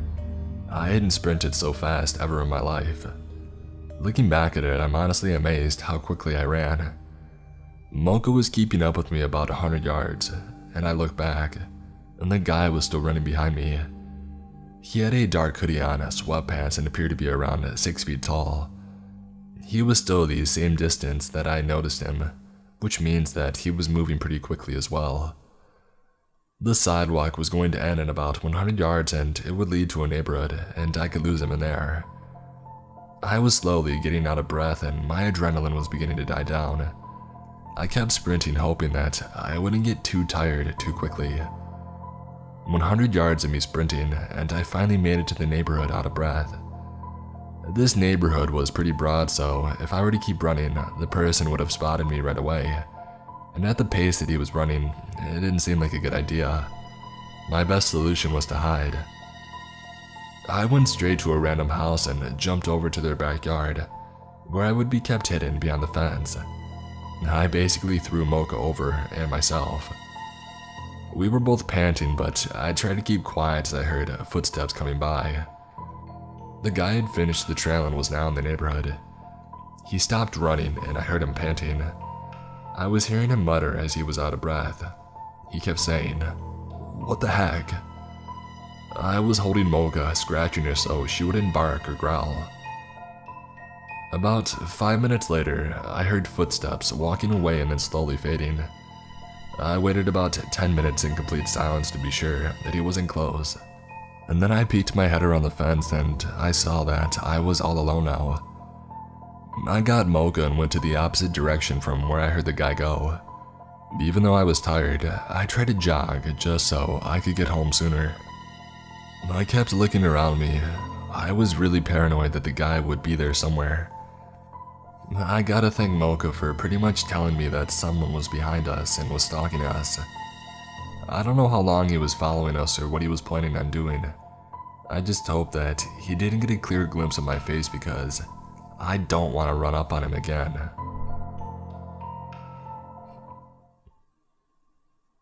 I was camping in the middle of nowhere in Washington near Mount Rainier. Not an official campground, just way out in the forest where I wouldn't have expected another human for miles. One night, I wake up and hear something. Open my tent and there's a guy sitting by where my fire had been right outside of my tent. Nothing really noteworthy about the guy, just a fairly regular looking dude, just sitting there a couple feet from my tent. No bag or anything with him, just a guy. He saw me open the tent and his eyes got huge like he had just seen a ghost and he took off. It shook me up pretty badly, but over the next day, I managed to put it out of my mind well after writing it off as just some odd occurrence. And the guy was probably high or something and had somehow managed to set up a camp coincidentally not far from mine. And then, 2 days after that, and 10 to 15 miles away in totally random directions that nobody could have taken the same path as on accident, I was sitting by the fire that night and started hearing noises that got more and more convinced were a human. I called out to them, and out of the darkness someone was like, "Hey, do you know how to get to Bell's Canyon?" I said no. I don't even think that's a real place there.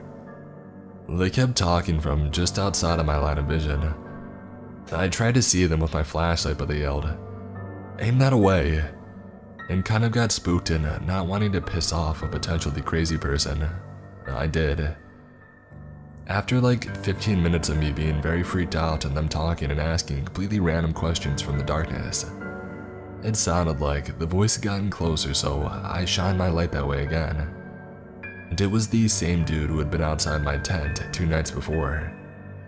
He had to have followed me almost 15 miles over 2 days, because there's no way he could have just accidentally wound up in the same spot. As vast as that wilderness is, no possible way. As soon as my light hit him, he took off again. I started to chase him, but didn't want to get lost in the wilderness in the dark, so I stopped quickly after probably about 100 to 200 feet. This one couldn't be written off, because the only way he could have been in both places is specifically if he was following me. I decided the trip was very over first thing in the morning, and I hiked back out over 3 days, constantly doubling back, trying to throw anyone following off my trail, and occasionally hiding and waiting to see if he would come by following me. I really can't describe how terrifying it is to feel like I was being hunted through the woods, and to actually have to brainstorm on things that I could do to best avoid potentially being hurt.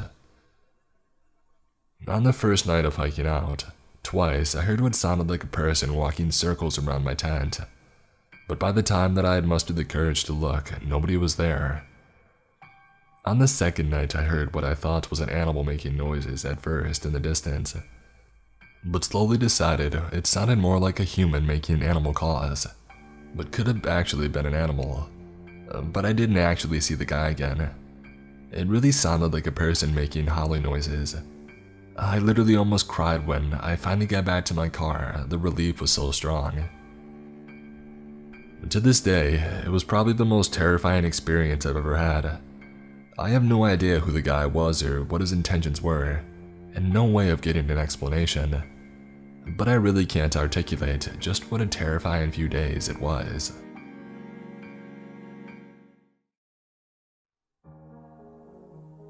I'm a longtime lurker of this thread.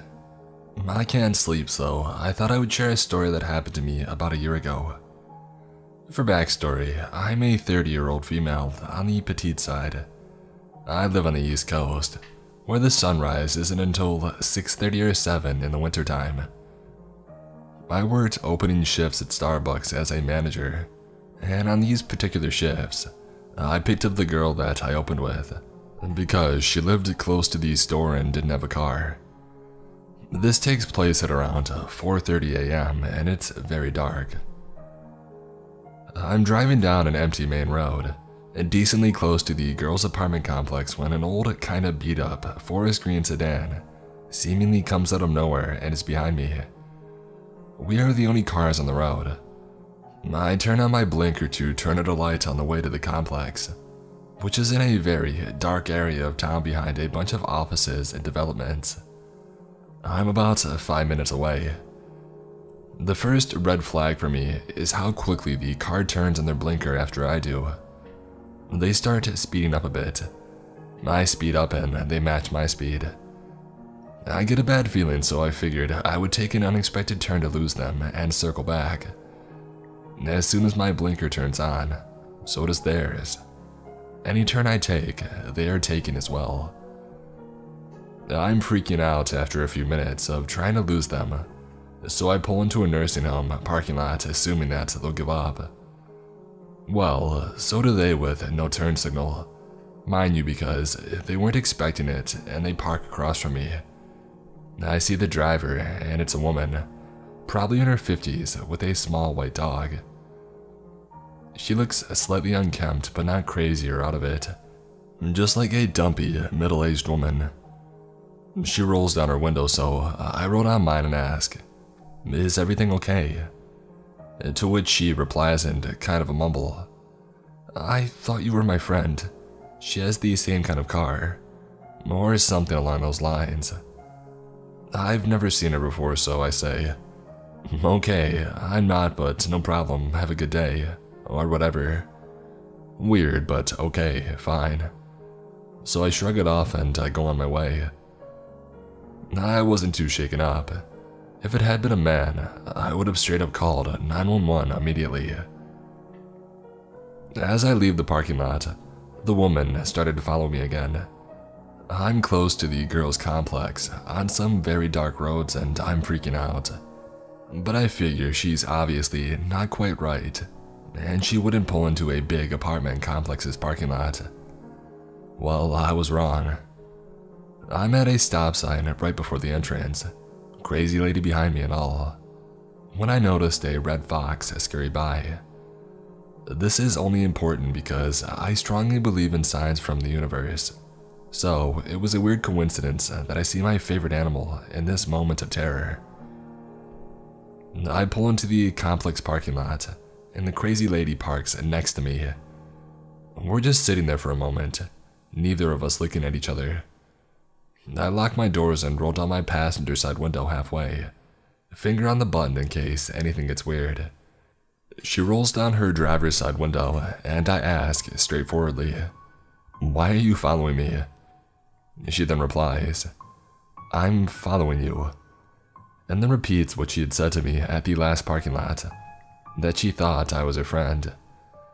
It was very strange, almost scripted. Now I'm feeling very uneasy, because it is extremely obvious that she had been, and I know it's smart to mention that I'm meeting someone. So I say, "Well, I'm clearly not, and I'm here to pick up a friend, so I'm not sure what to tell you." I roll up my windows and she watches me take out my phone and call my employee, and to him I say, "Come down this second," and she leaves immediately once I'm on the phone. My employee rushes down and I explain what happened, and we both agree that it is creepy as hell. As we pull out of the complex's entrance, the red fox runs in front of my car, causing me to slam on my brakes and stop, and then it runs off into some woods on the side of the road. I have never forgotten this morning ever.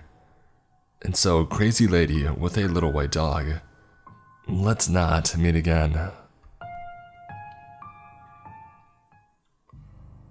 Since almost a year now, the end of August 2019 to be exact, I have moved to an apartment in a different city because my mother, who I lived with in my hometown, passed away.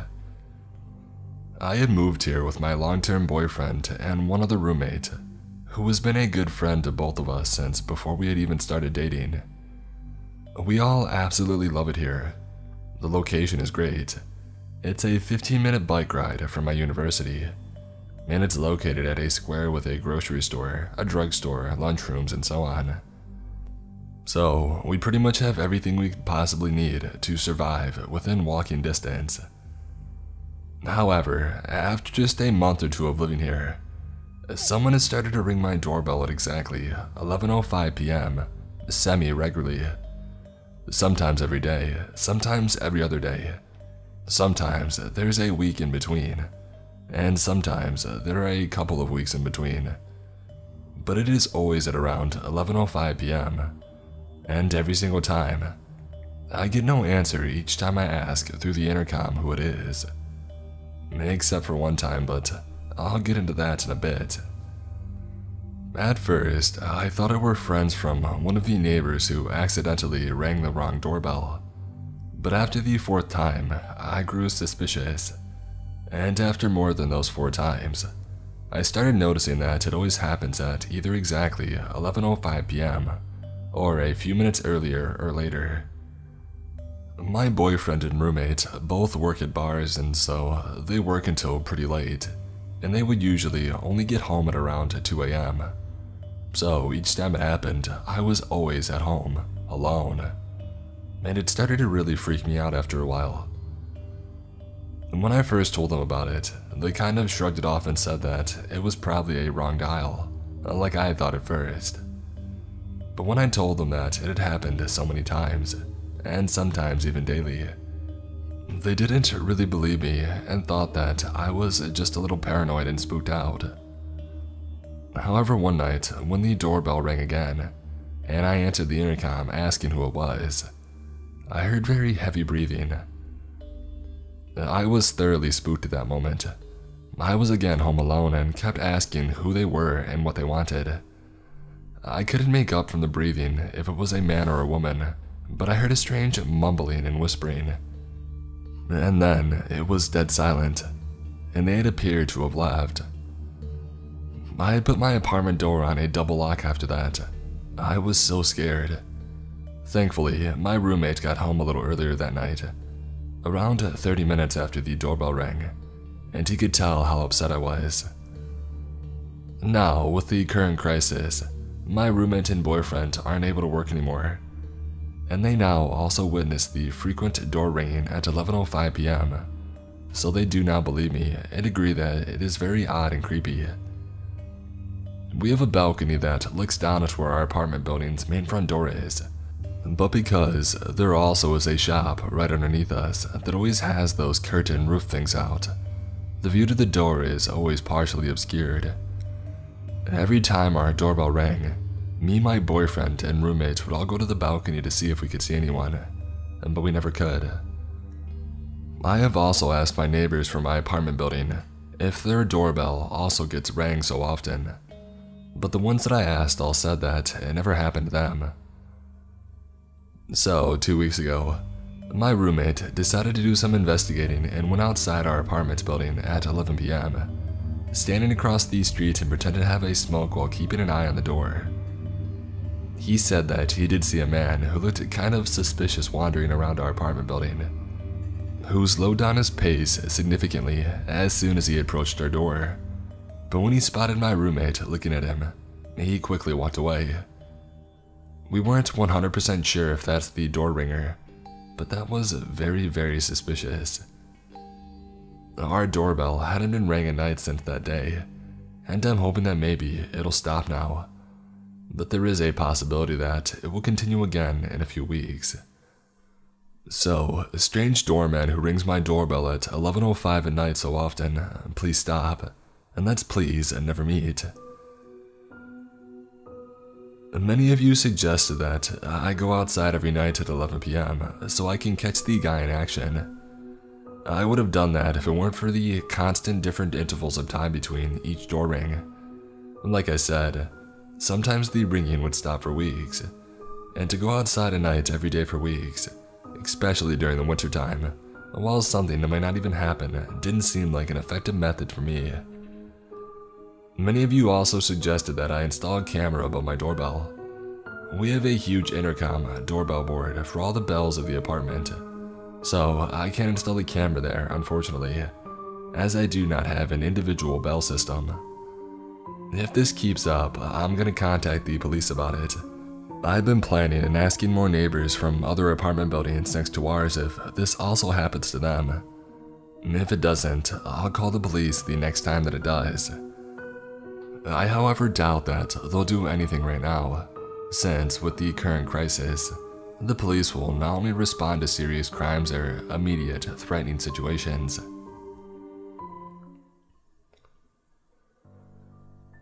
So, when I was in high school, I wasn't a very hardworking student. I wasn't a troublemaker, but I was an incredibly lazy girl, working just the minimum so that my parents wouldn't get angry. I've always had some kind of easiness regarding schoolwork, and never knew what it truly meant to make any efforts. So, I spent all of my classes drawing on my copybooks without many consequences. My junior year math teacher, who was seen by everyone as uptight but very caring, he was pretty upset about this, as were many of my previous teachers. He wanted me to work harder. I wasn't bad at math. I got around a B or a B-, but sometimes my grades would be very low. During a parent-teacher conference, he told my mom that I was wasting my potential, that it was infuriating how lazy I was. My mom then replied that she agreed with him, and that she wouldn't blame him for pushing me harder to make me work harder. And from this day on, he did exactly what she told.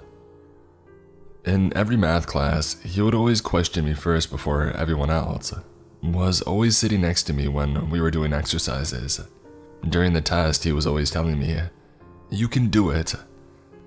He made me feel incredibly uncomfortable because, at this age, no one wants to be the class's focus. My classmates started to realize that my math teacher was a little obsessed with me, and they were teasing me a lot about this. The last class before Christmas break, the math teacher threw a little surprise Christmas party. It was nice. He gave us chocolates and mock champagne, and we had a lot of fun. During the party, he poured me a glass of mock champagne, telling me that I deserved it, because I was doing a lot better. And it was true, I had moved up to around an A or an A-. I accepted it, but I didn't drink it entirely. I have diabetes and I already had too much chocolate. But during the next class, I was feeling really bad. I almost fainted and finished my last day of school before Christmas in the nurse's office. At the time, I wouldn't even think that it was because of the alcohol-free champagne. I thought it was due to my diabetes, that I indeed had too much chocolate, even if that didn't look like my usual crisis. A few weeks later, my class threw some kind of charity event. It was a class project and we were very proud of it. In my country, we don't have prom, so it was our occasion to wear pretty formal clothing and to dance together. The math teacher was invited, and he was helping some of the boys to attend to the bar.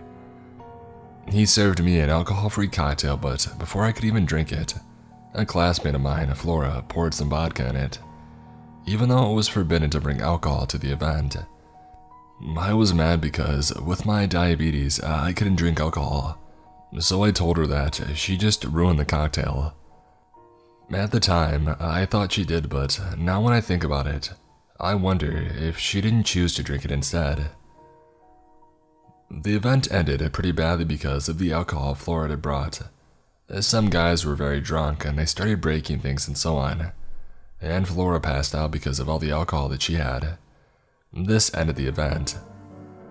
Flora had been admitted to the hospital because her coma was pretty severe, and we spent the next day being lectured by all the teachers of the school. Flora got expelled from the school and never went again. I was very upset with her, and because of her, every event would now have been forbidden and our project was a failure. We gave a very bad image to the association that we were raising funds for, so I kind of ghosted her and never asked her if she was doing better, etc. And now I feel bad about this, but at the time, I was immature. But because of that, I will never know if she was ill because of the alcohol or because of my cocktail. A few weeks later, I failed a math test. It had been a long time since I had done that, and my math teacher was very angry. He yelled at me in front of everyone, saying how much of a disappointment I was, that I was hopeless, that I would just end up living in a cardboard box under a bridge. Something was off. I was feeling it. He had a very weird look in his eyes. It chilled me and I couldn't help it. I started crying. He calmed down a bit and said that he would just give me an hour of detention, during which I will copy my lesson. I was a little surprised normally because detention is for bad behavior, not for bad grades. But I was a little relieved because it was a small punishment. My parents would never know. Indeed, I lived kind of far from my high school, and there was only one bus every night between my high school and my home at 5 p.m.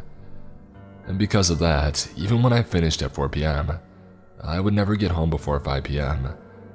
And when I've had detention between 4 p.m. and 5 p.m., my parents would never know.